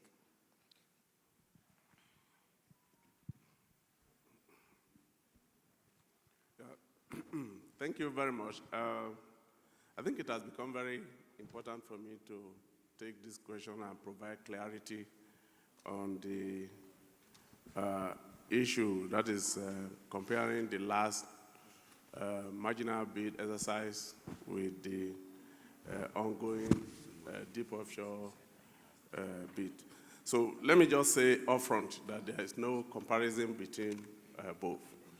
And for us, I want to say, and as stakeholders, as you would have seen from the beginning, that we are being guided entirely in this process by the provisions of the Petroleum Industry Act. And clearly, in my speech, I made it clear that we are going to be very transparent. I made that very clear. And I think in the contribution by the legal lady, that is Fumi, that is talking about the process, that is when she was making her contribution in respect of the bidding process, she made it clear that a bidder could bid as an entity or as a consortium. Now, comparing that with what happened in the large marginal bid, we intend to go strictly in line with that. For us, as a commission and operating within the PIA environment, we don't intend to do any forced marriage. By implication, if an entity chooses to bid as a consortium, that entity is coming as a consortium. By implication, the marriage will not be done within the commission. It will have been done outside the commission. So we don't intend to do marriages as it was done during the last marginal bid exercise. So we are not going to adopt that model. Thank you very much. So thank you, because that also answers the question by Dede Jasper Nwachuku. The last question was on drill or drop. And Martin, yeah? Sorry. Gabriel, Total. You asked whether the drill or drop provisions will also apply. Absolutely. We don't have any power to abridge the provisions of the law. What we are doing is bringing blocks to the marketplace and saying, come, if you see prospectivity like we think there is, like we see as well, jump in, put your heart in the ring and take one if you're both willing and able to do so. but that doesn't mean that other provisions of extant law will not apply. Hope that answers. Any other question, please? Yes, just 1 second. Yeah, there you go. Yes, good afternoon. My name is Olufola. Also, I work for Megatos Law Practice. I know Fumi mentioned a work program performance security, right? I think mentioned it twice. So typically for PSCs, we see like a work program, and sometimes operators stick with it, sometimes they don't. I know there were challenges with the PSCs in the past from issues of gold placing of cost and things like that, but please, can you shed more light on the work program performance security? Is it a bond? Is it a payment of some sort? And sorry, the last thing I wanted to mention was, I know that the CCLA had mentioned it. Deep offshore is not a learning curve. I think a GINA was like $60 million in total. That's a lot of money. So if you're not sure of what to do, get your advisors to advise you. Thank you. Oh, thank you. Thank you for that last comment. So that's just a comment to your colleagues, actually, your fellow Peters. I like that. CSLA, who do you, you want to take the question on? Yes, he was asking what the work performance, work program the performance bond. security Yes. bond is. Because the bidder would have committed to drilling a number of wells and doing certain things, we need to ensure, one of the objectives of the, or functions of the commission is to monitor the development of blocks granted. So we need to ensure that the bidder or a licensee would commit to work programs agreed to drill as per their work program. So it's a bond, and the commission has a criteria, the requirements, the amount, and who can issue this bond. I would also give this to Mr. Abdullahi, who's a technical person in our team, to expatiate further. Okay, I'm going to tie it again back to the PIA. The PIA has made it that there must be a minimum work program obligation, right? Which again, it is clear. The minimum is 1 exploratory well, Dr. Egba, right? And the essence is that we are not more ready for companies to continue to hold blocks, right, in their portfolio without developing. There are some 2007 blocks that have been with companies that have not been developed. So by the time you give us a commitment, you tie it to a bond within the time defined. If you did not meet up that, you forfeit it. That is a kind of making sure that we have serious, committed operators that are actually ready to develop. As we can see, one of the objectives of this bid process, right, is to create value to government and to companies. How will government or company have value if someone have a block in its portfolio doing nothing? There's no value creation. How will that create employment if you have just that in your portfolio and you're not developing it? That wouldn't be value. How will that create energy sufficiency if you're not developing it? How will that create employment? So the essence of the bond is to force you, let me even use that, sorry, is to force you to now know that you're committed and you're losing something if you do not fulfill that bond. Thank you. In other words, you have your skin in the game. I'll take one last question, please. I think that I see the faces here and I see the tedium is already creeping in. So one last question, and then CSLA will come and do her thing. Good afternoon. My name is Oredola Adiola. I write for Energy Day. In the presentation, I really don't see E, S, and G as part of the criteria because I saw emphasis on local consent and all that. Then in the case of, that's my second question, can operators, bidders have alternative means of dispute resolution in case of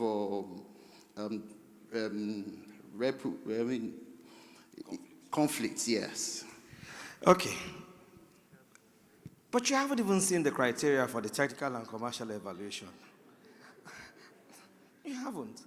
So I can assure you that it's already considered, but we said here in the course of presentation that that will be available after pre-qualification. But rest assured that we're a very modern commission. There's absolutely no way we're going to be handing out blocks in this era of energy transition and climate change and sustainability without making that one of our criteria. Absolutely. And the second one is alternative dispute resolution. So even though the CCE said we're not going to be making marriages in the commission, we have been settling marriages that we didn't even make inside the commission, arising from people who married outside, but could not consummate the marriage effectively between themselves. They've come to us and we're settling. We don't anticipate that that would be any different. In fact, incidentally, in anticipation of that, the CSLA issued a memo recently and deployed more staff to the Lagos office that runs the ADR process, in anticipation of the fact that there will be people who are both willing and able to invoke the jurisdiction of the commission to settle between and among themselves. That, of course, is different from people who have a problem with our own process. As a federal government agency, we also want to withstand scrutiny of law and of process. So, of course, if you have a problem with us, then you don't come to us, you know where you go to ventilate your grievance. But as between bidders, we're both willing and able to mediate as much as we can. And with that, my remit is done. I think it only remains to say thank you to you wonderful ladies and gentlemen. You can take your seat. CSLA, your time is here. Just come for a quick group photograph before CLSA takes. Kelechi, don't go. A quick group photograph as Madam is making her way to speak. You take a quick group photograph. Once Madam is done, Madam, you remain on stage. After you're done, I will ask the other ECs and CCE to join you for a group photograph with the permanent secretary. You have it? Our LA is waiting. Thank you, thank you, thank you. Give them one more round of applause. Thank you very much. Okay, Madam, it's over to you. Distinguished ladies and gentlemen, for me, it has been a very exciting time. I'm really, really happy with the enthusiasm in the room. I was very impressed that the gentleman there had fast-tracked all the way to production. Thank you very much, sir. As the EC, ERS&P had said severally, we are your commission. Our job is to enable business for you. And even though we've had this big conference, please keep talking, keep sending us messages. We have dedicated lines, we have dedicated people willing to answer your questions. If there's anything you've identified in the guidelines that you think may pose an issue, please let us know. The guidelines are not cast in concrete. They could be amended, they could be updated. But one thing is, if you've submitted something before any amendment, we will judge you by the terms of what you submitted when you did it. So there will be no retroactivity at all. So we have come to the end of this mini-bid conference. And as we said earlier, the theme is growing upstream investments through licensing rounds, the bid process and opportunities. We intend to have a lot more of this down the line. We will draw up a plan because the intention is actually to generate wealth for Nigerians and for people that invest in it. So with that, I will come to the end of this, and I would like to thank the people that have made this successful. Without wanting to amend the protocol, my sincere thanks goes to Mr. Simon Bakol, the Honorable, the Excellency, the Executive Governor for Plateau State, Mr. Simon Bakol Lalong, who is ably represented by his SSA for Petroleum and Energy, Mr. Ishaka Abdul Awatai. Thank you very much for taking the time to attend. I would like to give my sincere thanks to my minister. He has always tried his best to make, the PIA was passed under his watch, and we all know how long it took that to happen. So my very thanks goes to His Excellency, Chief Timi Priya Silva, CON, the Honorable Minister of State for Petroleum Resources. He's not here today, but he's ably represented by the Permanent Secretary for the Ministry of Petroleum Resources, Ambassador Philip Aduda. Thank you very much, sir, for coming. And of course, I'd like to thank my boss, the Chief Executive for the Commission. He leads by example, and for that, we appreciate him. As Kelechi said, he will task you. Sometimes you will go all over again. He won't let you do anything unless you show him how that is supported by law, how that is in the interest of the operator. And, you know, he keeps us working hard, and that is why I'm happy to say that Mr. Darlington said he was very impressed with this. It's thanks to his dedication and his focus that we are all here. Thank you very much, sir. I would like to thank Engineer Farouk Ahmed, that's the Chief Executive of our sister agency, the Nigerian Midstream and Downstream Regulatory Authority. He's not here today, but is ably represented by Engineer Joseph Giam Musa, one of his executive directors. Thank you very much, sir, for coming here today. And most importantly, I would like to thank the executive commissioners of the Commission.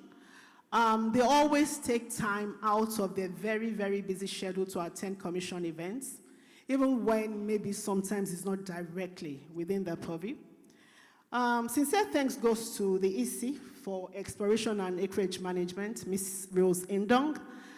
This is directly under our purview. We thank you for the leadership, madam. To the other ECs, EC Kessi, like we like to call him, for hosting such a nice interactive session, thank you very much. Captain, for host community issues, everybody knows him, and those that don't, just met him today. We thank you very much, sir, for coming. Dr. Habib Nuhu, thank you very much, EC for Development and Production. And last but not the least, Mr. Jide Adiola is the one that keeps us all in shape. He's the EC for Corporate Services. This event can't be over unless we also thank our partners, TGS, Petra Data, and PGS. I'm happy that they are the one providing the data. Not that we're not capable, but it just speaks to the ability of the NUPRC to partner with the private sector to achieve the objectives of the law and for the federal government. Thank you, sirs, for coming. I really do like your shirt. It's lovely, thank you. You know, I came from the private sector, but I must tell you that I'm very, very proud to be part of this public sector agency.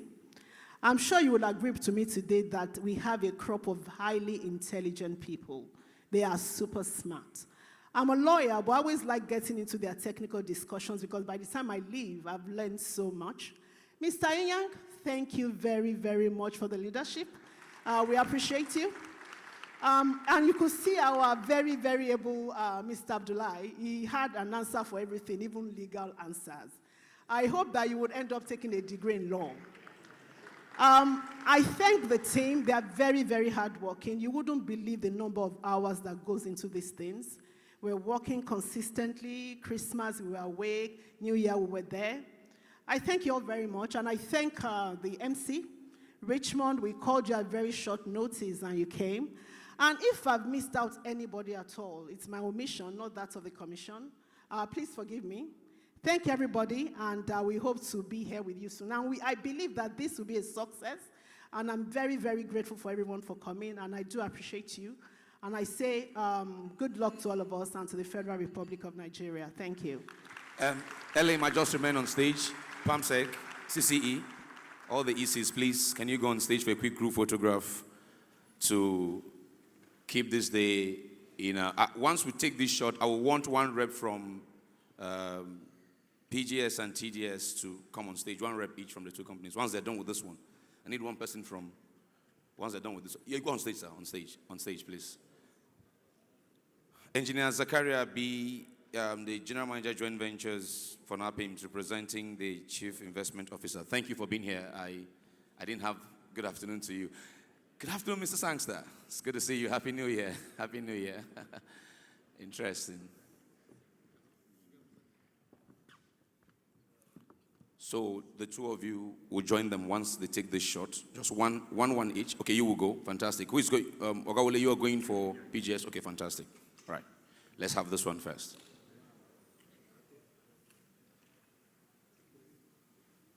So lunch is served after these pictures. We've closed, as a matter of fact, after those pictures. Upstairs will be for ECs and... Okay, no, just one moment. Please, come.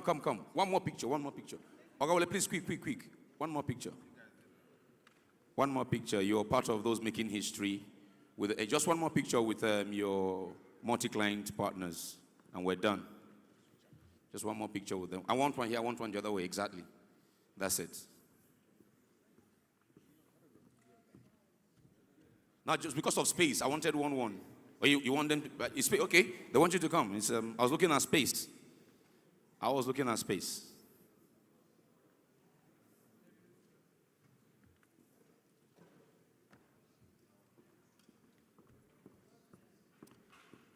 Can the rep of the Government Plateau States just join this picture? Please come, Oga, join this picture. That's true. Very, thank you, gentlemen, for just 1 second. Where do you want him? You want him here? Okay, sir, please come this way. Sir, please come this way, yes. Yes. Authority. Didn't realize we were still in the room.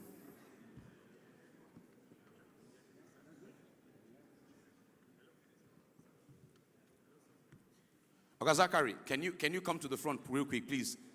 The Upstream Investment Management Services. After all is said and done, they'll be part of those ones. Yes, go up. The successful bidders will have to partner with them at some point. All right, that's the last that we're going to do. So upstairs is for the CCE, the PAMSEC, the ECs, and I mean, it's the same food down here up. It's just for space, to have enough space for everyone. Because there are some people who are seated not on the tables. So if we get them up there, we'll free the space for some others. Well, Richmond Osuji is my name. Happy New Year once again. See more of you throughout the course of the year. And please take care of your personal belongings.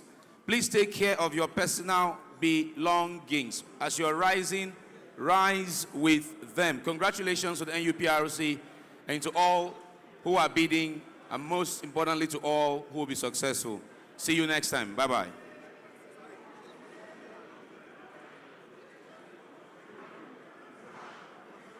Yes. Okay, sir. So lunch is served here on the ground floor for every distinguished attendee.